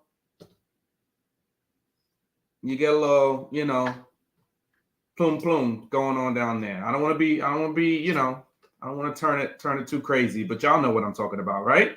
For men, it's pretty serious. We could say what it is, right? We know what happens for us when we're attracted sexually, right? So, is it a Sahara down there? If it's a Sahara and you got to work yourself up to it, and you're like, ooh, I got to think about it. I got to go here and I got to think about this. Yeah, move on. Because if you got to work yourself up to it, yeah, no, I don't want it.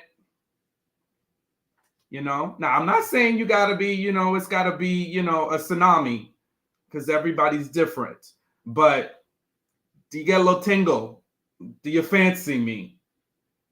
A little tingle. Thank you, Jennifer. Absolutely, a little tingle. It's a little tingle down there when you think about me. If it ain't tingling, I don't want it.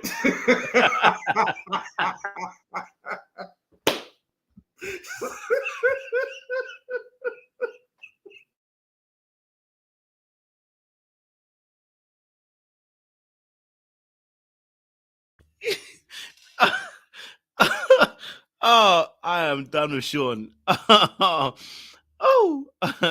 Okay.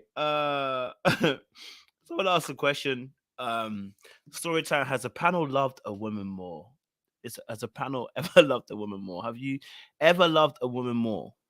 That's the question. Have any of you loved a woman more? Don't be afraid now. Yeah, I guess so. Yeah, I would say I definitely have. It definitely felt like I did. So yeah, I think I have done that. Okay. I mean, do you want to give us a background? Yes, Sean, go for it. Yeah, and it didn't work out. It didn't even fully land. It failed to launch because I was too much into her. I was chasing her around. I was so young. I think I told this story once too. It took me once or twice to really learn that you got to pace yourself, right? And you got to just, and you need to have reciprocity. And that's what I said yesterday, right? It's not about holding yourself back, but the energy has to be there. It needs to be reciprocal, right? And with one girl, this is how she hooked me, because she told me she loved me too. She told me she loved me too, but she would never give me what I wanted. She would never give me the relationship that I so desired. But she told me she loved me. And in her mind, I'm sure she did. But she didn't love me enough to have a relationship with me, right? So, she told me things like, you're too good for me. And she loved the energy. I'm scared. I feel like I'm not ready for everything that you have to give. And me and my inflated ego at like 20, 21, I'm like, oh, tell me more, baby. Tell me more. No, she was dangling the carrot and stringing me along because she liked the attention that I was giving her, how I made her feel, because she was highly attractive. Oh my God, she was gorgeous. Woo. When I tell you she looked, Kojo, I think you'll know who she is too, JR. She looked just like Tika Sumpter. Yeah. Ooh. She could be Tika Sumpter's twin. Jesus. Ooh. No wonder why I fell in love easy. But I would have done the same thing. I was worth a risk. Worth a risk. It's worth a risk. Bro. It's worth a risk. So yes, and I learned. And do you know that, and I'll end it here. Do you know that eventually once I unleashed myself from her, right? And I got into a relationship, right? And I was dating this woman, beautiful woman. She had the nerve, the same girl had the nerve to come and say to me, like, oh, then you had the nerve to go get into a relationship. I'm like, what? She said, you know, you're going to take my validation away. What? she had an attitude. She had a literal attitude and put words to it. I was like, okay, this is exactly why I moved on, and I'm glad I did. I should have did it sooner. I'm with you, B. JR? Yeah, like I've experienced similar things to what Sean just described.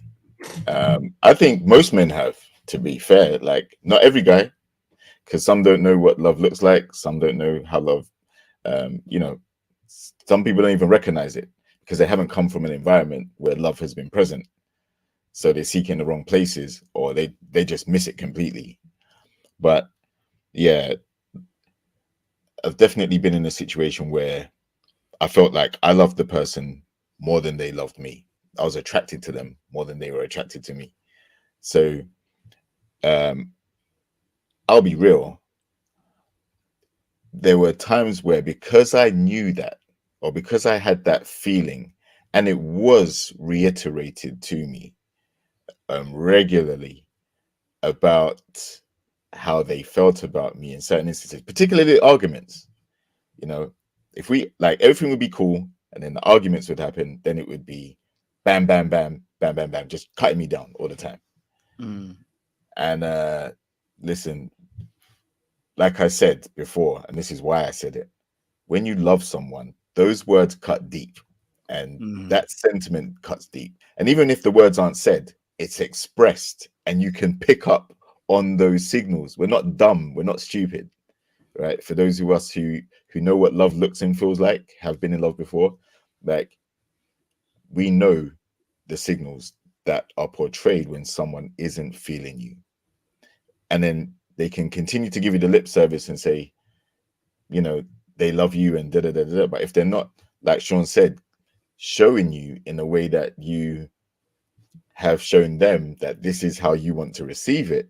And I'm not saying that you're going to tell them what to do, but if they pick up from you the type of person that you are and how you view love and how important it is to have these feelings, and they ignore that in their blind rage or whatever it is, where they want to keep coming at you, it can be very difficult to take, right?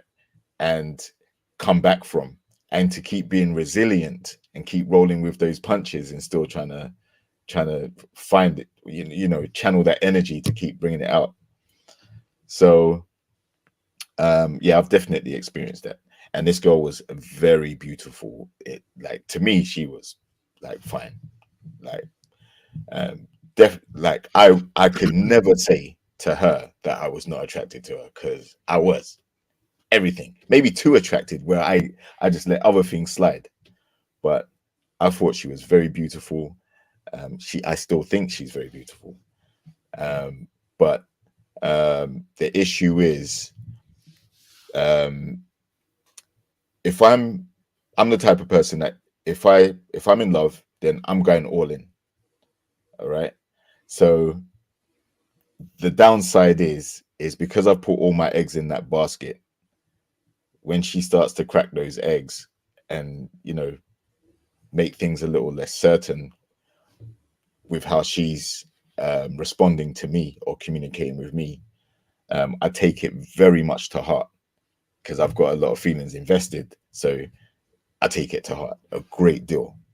And like I said, it often causes me to sit back and self-reflect, and sometimes even question, you know, whether those feelings are actually being misplaced, because I'm not seeing the reciprocity that I need. I'm hearing you. So I don't know if I was saying this. I've loved a woman more. Definitely been in a situation where I've cared more for the person.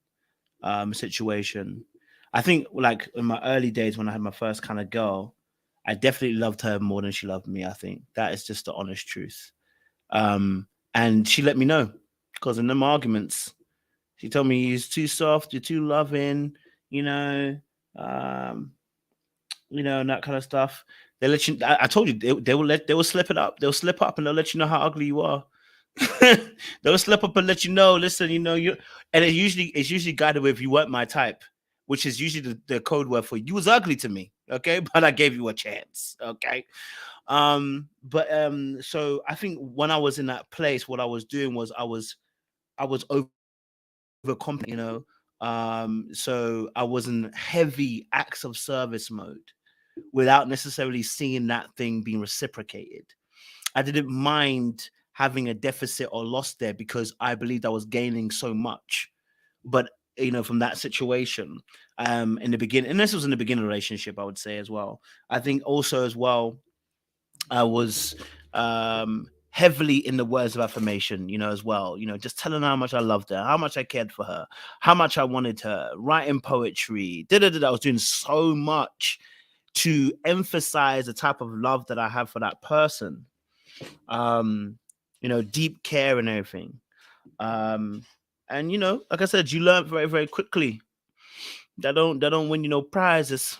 And you know, you saw the deficits. And when I did see that, when I eventually got tired, I ended up just going to F-boy mode in the relationship, you know.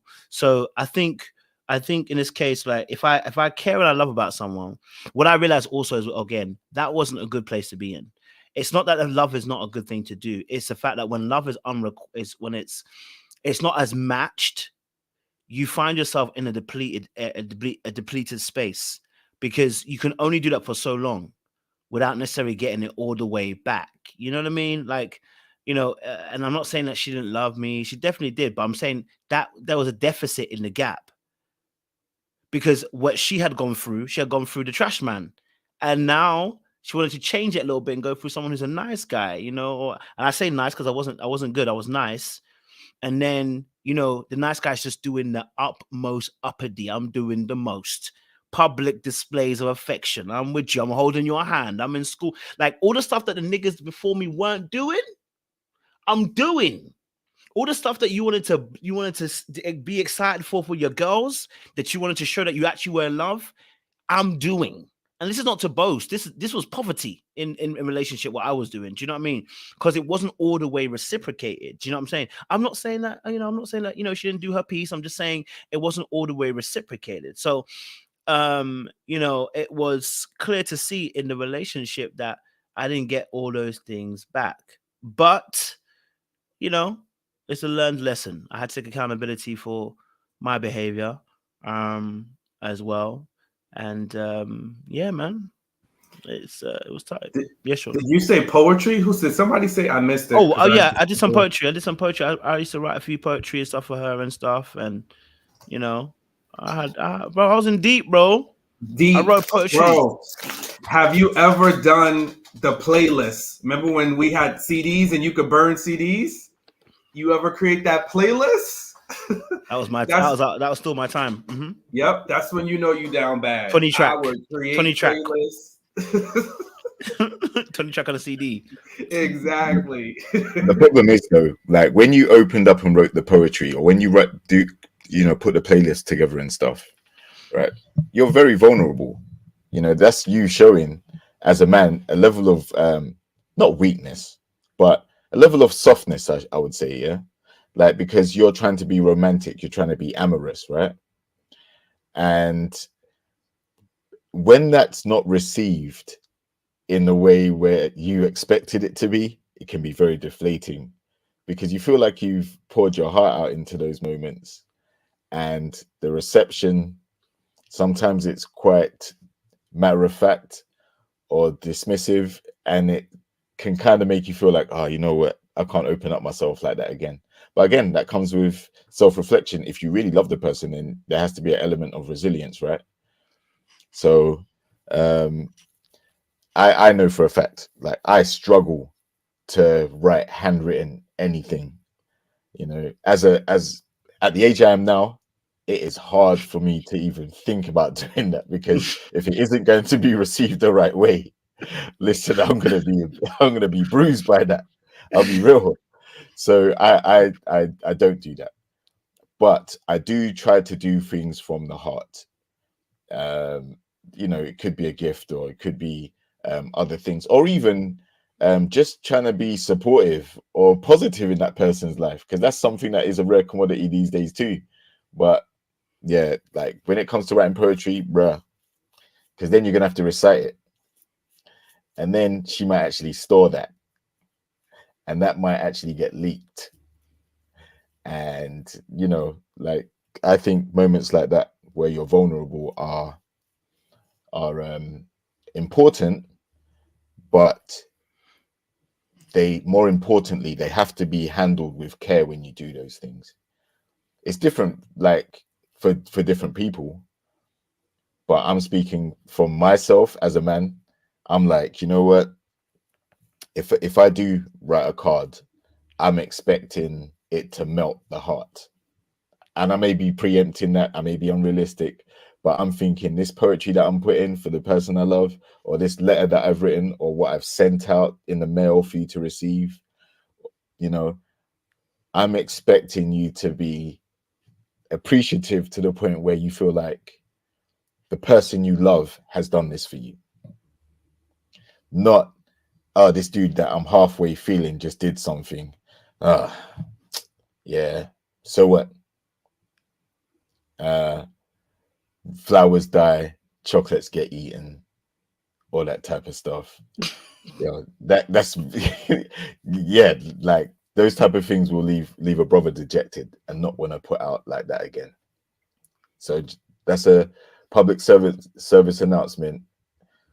You know, if you do get a guy that's gonna get you gifts, or even write you something, or tell you loving words, or give you affirmations and things like that, appreciate it, because when it's not there, you're going to notice it, right? Because that's what we need more of from men in particular, because we need to show how much we love and feel for our partners, more than just the sex aspect, more than just the physical.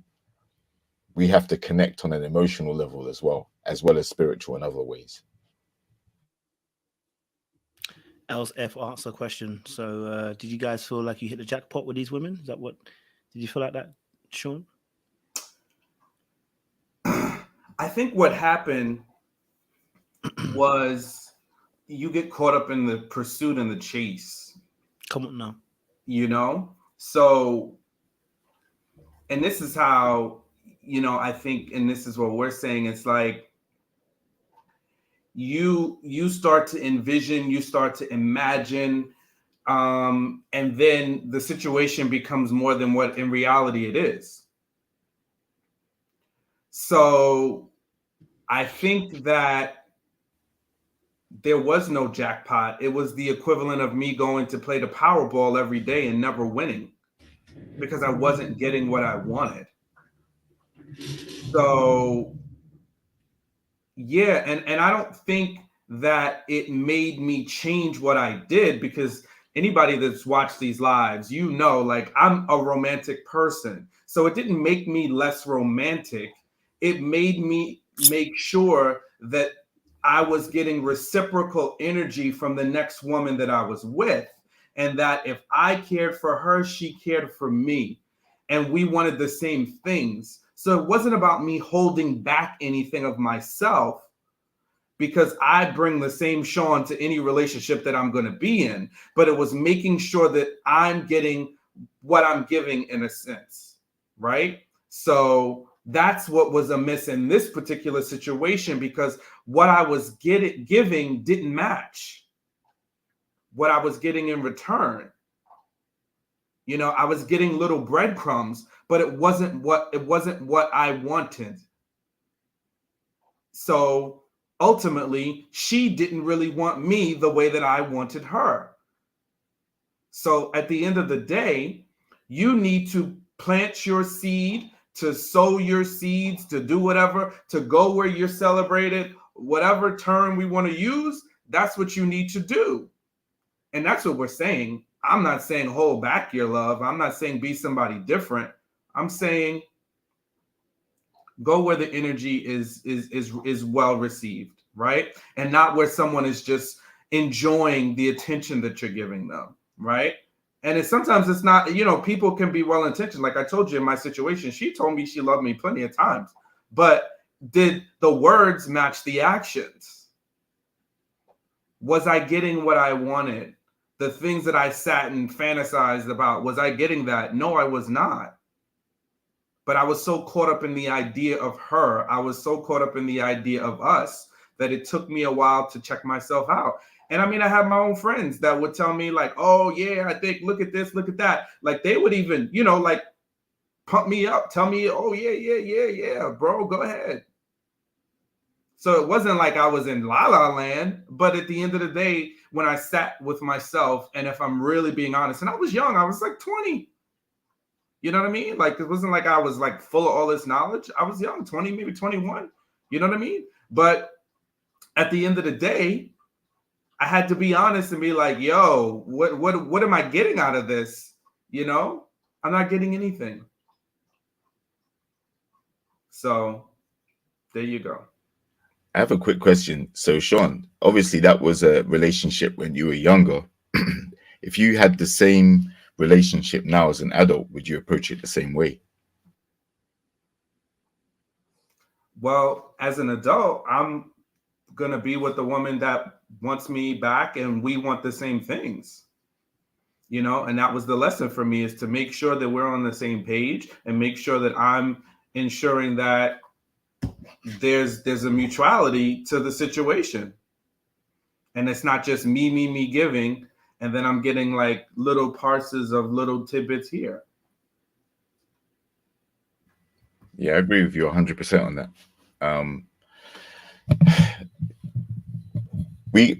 I've alluded to this previously. We go through different stages in life, right? And what we want at different stages is very different to how we are when we mature.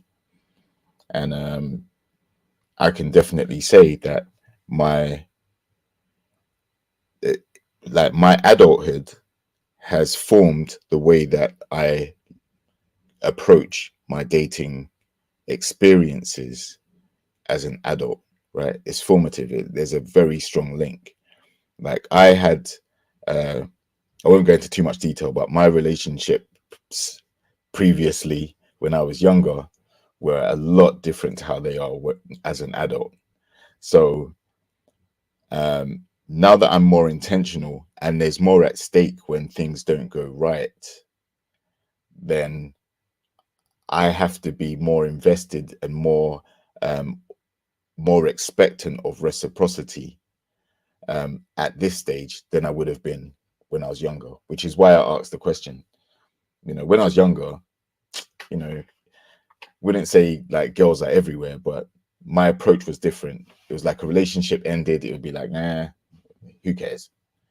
But now it's like, it's a really big deal. If I get into a relationship, I invest my time, invest the effort, invest the love, the feelings and everything else. If it doesn't work out now, then I'm very much more serious about how I approach going forward with the next one.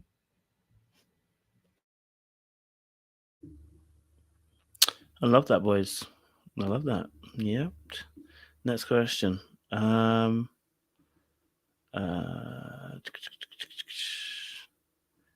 Here's the next question. Okay, so this is to me, but I think we can all answer it. And the question from Nenanas basically is: do you think generations of elders teaching both men and women that had a better relationship dynamics than present days are completely wrong? Do we feel that that's the case? No.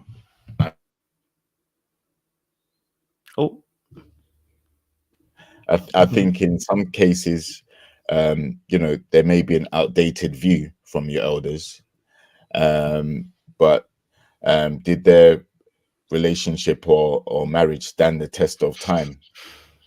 Right? And let's emphasize marriage because that's the ultimate goal, what most people are looking for on both sides, right? Now,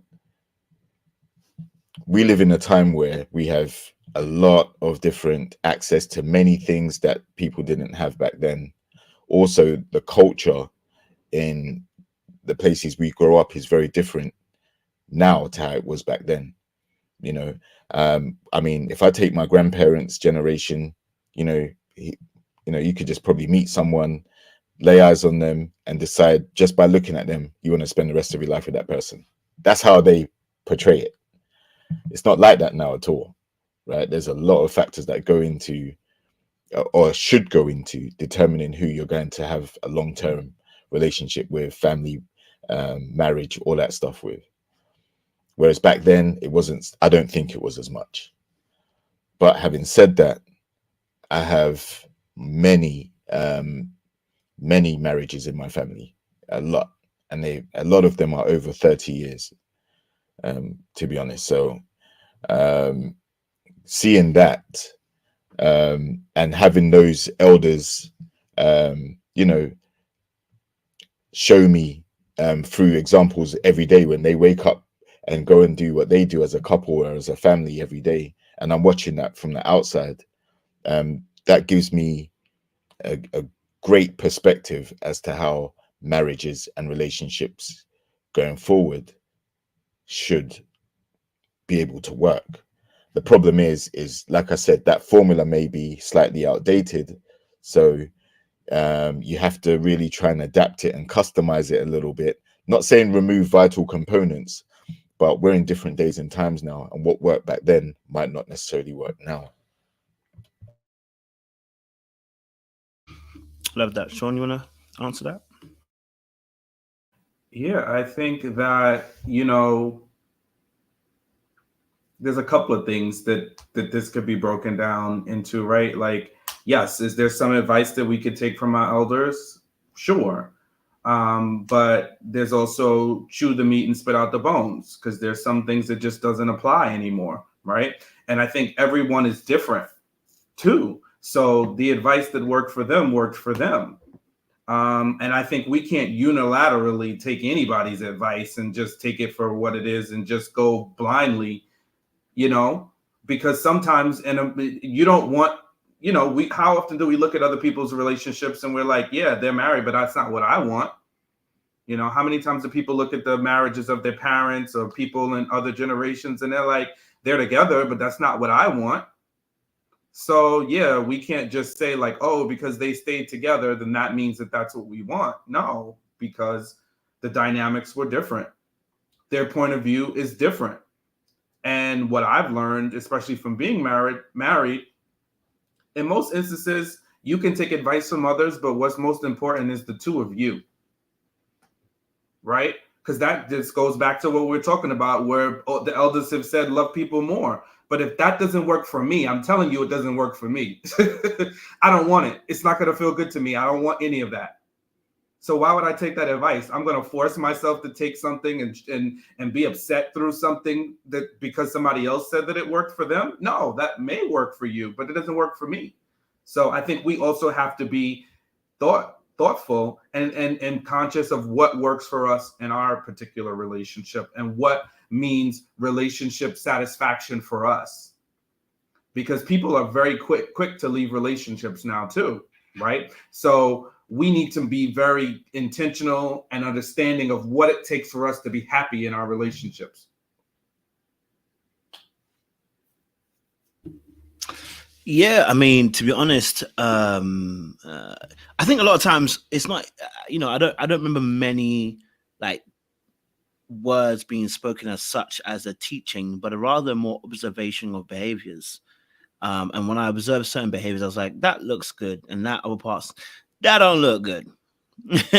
And that don't sound good either. So, you know, I think it you know, that I got a bit of both.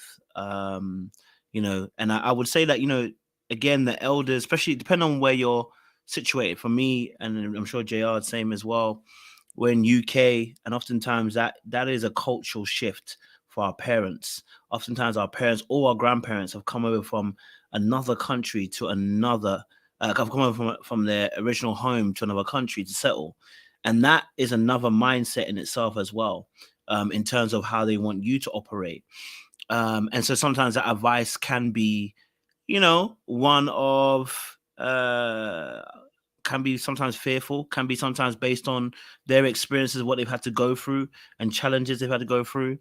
And I always say this, well, you know, just because people are together doesn't mean necessarily that they're successful and happy in that marriage. You know, so I think it's first and foremost for me, it's all about taking the meat and spitting out the bones, you know. As you become wiser, as you become more educated, as you become more mature, as you have more conversations, you start to see patterns of behavior and go, that don't work for me. You know, like I said, I'm doing a lot of undoing of my own behaviors that I've realized I've been watching others do, and I'm like, oh, that's not great. So sometimes, you know, it's interesting that what parts we take from the elders and what parts we throw away, because sometimes we just take stuff that really benefits us. And I'm not talking about necessarily a benefit for the marriage, but rather a benefit for self. You know, it's like, I like this one, I'll take this one because it benefits me. You know, yeah, I'll take that one. Yeah, don't let no woman talk in your presence. You know, you see how it works. It's like, whoa. Now someone might be saying whoa, but someone might say, yeah, that's what I learned. You know, women should be quiet. You know, they should be, and then they're going to back up with a biblical scripture too. You know, so it's it can be wild for some people. That's not my one, but I'm just saying it can be wild for some people in that respect when it comes to some of those points as well in that regard.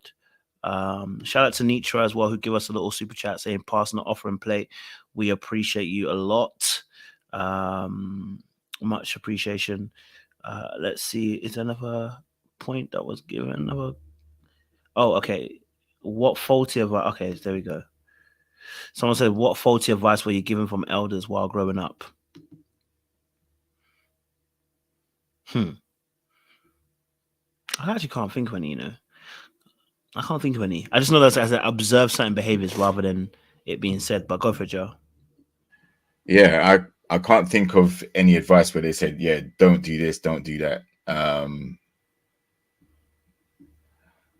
Yeah, I was around my elders a lot.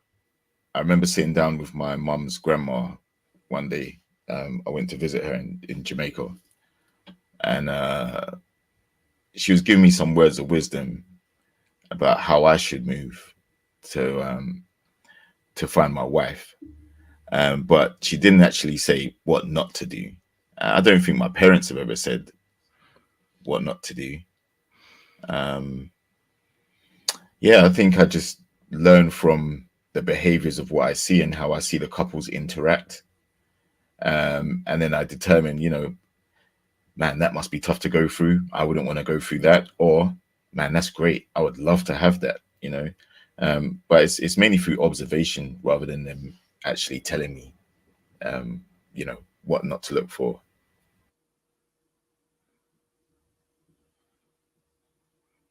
Sean, any advice you can think of? No. No, you know, I think you know, I'm fortunate in that, especially my parents, my mom and my dad were good at talking through things and shared things with me, and were kind of proactive once I reached the teenage age to kind of like help me to learn from things that they had done. So I gotta have so much respect for them at a time like that, to just be so communicative. And I think, you know, what my dad would say, you know, to me when he would share stories about, you know, even, and it's so funny, even though my parents, you know, ultimately divorced when I was probably like 5, 6, somewhere in that range, my dad always loved my mother, you know, and he would speak highly of her, and he would, you know, he would tell me, so funny, even back then, and this is like a little aside, but he would say, you know, the thing I love about your mom and the thing that got me was she was so pretty, and even when she wears makeup, it's not a whole lot, you know, she's just naturally beautiful. And, you know, they would tell me their love story and how they met and how he would come to her high school. So they would just share examples with me of how they fell in love and, you know, what they learned and even some of the pitfalls in their marriage. So it wasn't like, oh, I want you to do this, or this is what I think is sage advice. It was more so like, this is what we did, and these are some of the things that we learned. And I think that led to why I'm, you know, why I always reflect on me and try to do things differently, you know, when I make mistakes. So I never got any like carte blanche, like, oh, happy wife, happy life. You know, none of that stuff was ever like told to me. Yeah, I can't really say necessarily. I don't know if I've ever had any advice per se. Like I said, I think it's more observation of behaviors that I've kind of seen. I think the only thing I said as advice, I think my dad said to me, don't let the woman name the kids. He said, do not let them name the kids. Okay, sir, you name them kids. And that comes from a place of, again, you know, what he's experienced, and that was what he saw. It's like, I think that's the one time I think he's actually said something about that. It's like, don't let them name the kids. You see what's happening in this household? Name the kids. Like, you know what I mean? And take that as you will, you know what I mean? But that, you know, I understood where he was coming from. But I was also seeing it from a different point of view. But I got what he meant.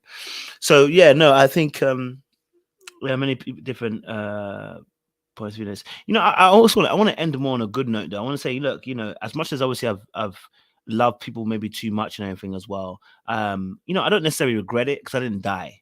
But I learned some really key things from it, you know, and you know, I think we all would love to say this. When you find the right person, I want to be able to give them all the aspects that I gave or have or thought to give someone, you know. So I'm not jaded to a point where I'm not going to give anybody this love. Do you know what I mean? I really do want to give that to someone where I can give them the cheesy me, the you know, the funny me, this all other aspects of me, the whole holistic me. And that's what I was saying to a friend earlier on. I was saying to him, listen, you need to choose somebody who's going to accept all of you. You know what I mean? That's not going to make you feel bad for choosing this, well, for accepting this part of yourself. You know what I mean? So if I write poetry and it's a little cheesy, I ain't trying to do poetry right now. I do spoken word though. It's a spoken word. Hey, my spoken word is lit. Y'all need to know. The spoken word is you know, but I need someone that's going to accept all those parts of me. You know what I mean? Like, if I dance on TikTok, you're not thinking he's corny. If you're thinking I'm corny, we don't need to be dating. Like, don't try and accept it because you know what? There's other parts of me that I like. Just don't. Just let me be. Yeah, let me be. Yeah, I'm not the one for you. So, you know, for me, I really want to be able to give all that love. And like I said, I think every man should be in a place where they're healed enough to say, I want to give all that to a woman and not be afraid in giving that. Do you know what I mean? See, so you know what I'm saying? So yes, of course, do your research, do your background research, make sure you're talking to that woman and getting to know her before you go and take out and spend cash and dates and everything. But yeah, you know, we shouldn't be afraid to show this type of love, you know, or show more love in a sense, you know? Yeah. I don't know what the guys want to say, but no.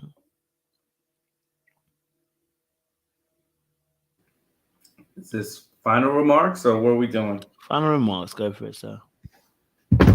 Yeah, no, I think that ultimately at the end of the day, right, I think we, you know, and this is why, you know, I was going to put another trolling banner when I signed it. But I said, you know, look, I think we definitely need to, you know, love each other more and we need each other more. And I think that's the one thing that I took away when I got past the initial, you know, debate of the topic is loving each other more, right? And not getting into a measuring contest of whose love is more. You know, when we're in relationships, we should be, you know, those, especially we're thinking about marriages, right? We should be loving each other so much, right? And focused on loving the other person that we don't have time to focus on who loves who more, right? Because that's what gets us tripped up in marriages. And I'm speaking of this from my own experience, right? So I'm not just somebody that's telling. I know from my own, you know, missteps and mistakes, right? When you focus in on your marriage and in your relationship with the right person on loving them and them loving you, you don't have time to equate who's loving who more because you're constantly thinking about the other, right? Now you add that and your first priority is loving God, right? And then the person, now you've got a union that can't be broken. Doesn't mean perfect, doesn't mean void of mistake. And I think sometimes when we get into this love more, this one needs to do that more, this one needs to be less attracted more, we're trying to hedge our bets and we're trying to have outcomes that are predictable. And with love and with people, there is no prediction. You can, in many instances, try your best in a relationship and it could just not work. It doesn't necessarily mean that, okay, if you try step 1, step 2, that's going to get you a better outcome.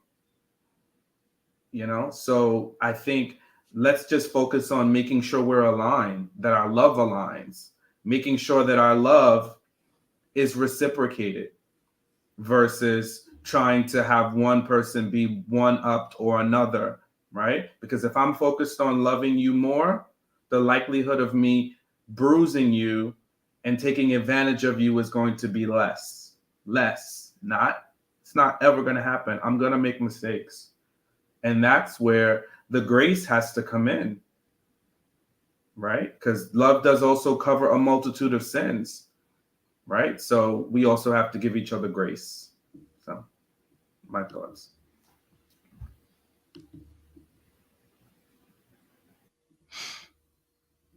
Pass. Do you want to give any final remarks? No, that sounded like the benediction for me. All right. It was a benediction indeed. I can't lie to you. It's a glorious benediction. All right, ladies and gentlemen, listen, it's been amazing. It's been great. It's been powerful. We've really enjoyed this conversation. I liked it, man. I can't lie to you. It was wholesome. We're going to see you again on Tuesday night. We will do a live open panel. So you ladies can then come back rebuttals by coming on the panel. Okay. All right. So you can come and have your say. If you disagree, we love to see you on the panel. We love to see you camera up, camera up. All right. And we'd love to have a conversation with you on Tuesday night. And then we'll be back on Thursday night for Married at First Sight. Okay. All right. So it's been great. Thank you, audience, as well, for being respectful. I know some of you might have disagreed, but you kept it real respectful. You try to hear us out, and I appreciate that. This is how we grow our community. It's how we grow the family as well. So much appreciation. We'll see you guys again very soon. True love forever. Thank you. Appreciate that, honestly. Thanks for transparency, panel. I appreciate his perspectives. Thank you very much. True love forever is greatly appreciated. What are you going to say, Sean? I was going to say, I wanted to read this verse from Beautiful. Go for it. a song real quick. So most people know this song, and this is Love from Music, Soul Child. And I think there's parts of this that really just resonate, right? And it's love. So many people use your name in vain. Love, but those who have faith in you sometimes go astray. Love, through all the ups and downs, the joys and hurts. Love, for better or for worse, I still will choose you first. Sean giving us that Married at First Sight vibe with his vows to the audience. If you didn't know Sean is a romantic, you do know now, because that was very romantic. I felt like you romanced me, bro, at that point. No homo pause. But audience, thank you so much.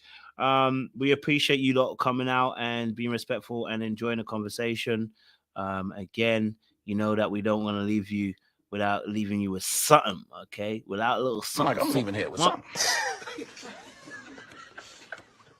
You know what I mean? I'm from around the way. I'm leaving with something. And we appreciate you guys and ladies as well. We'll see you again on Tuesday night.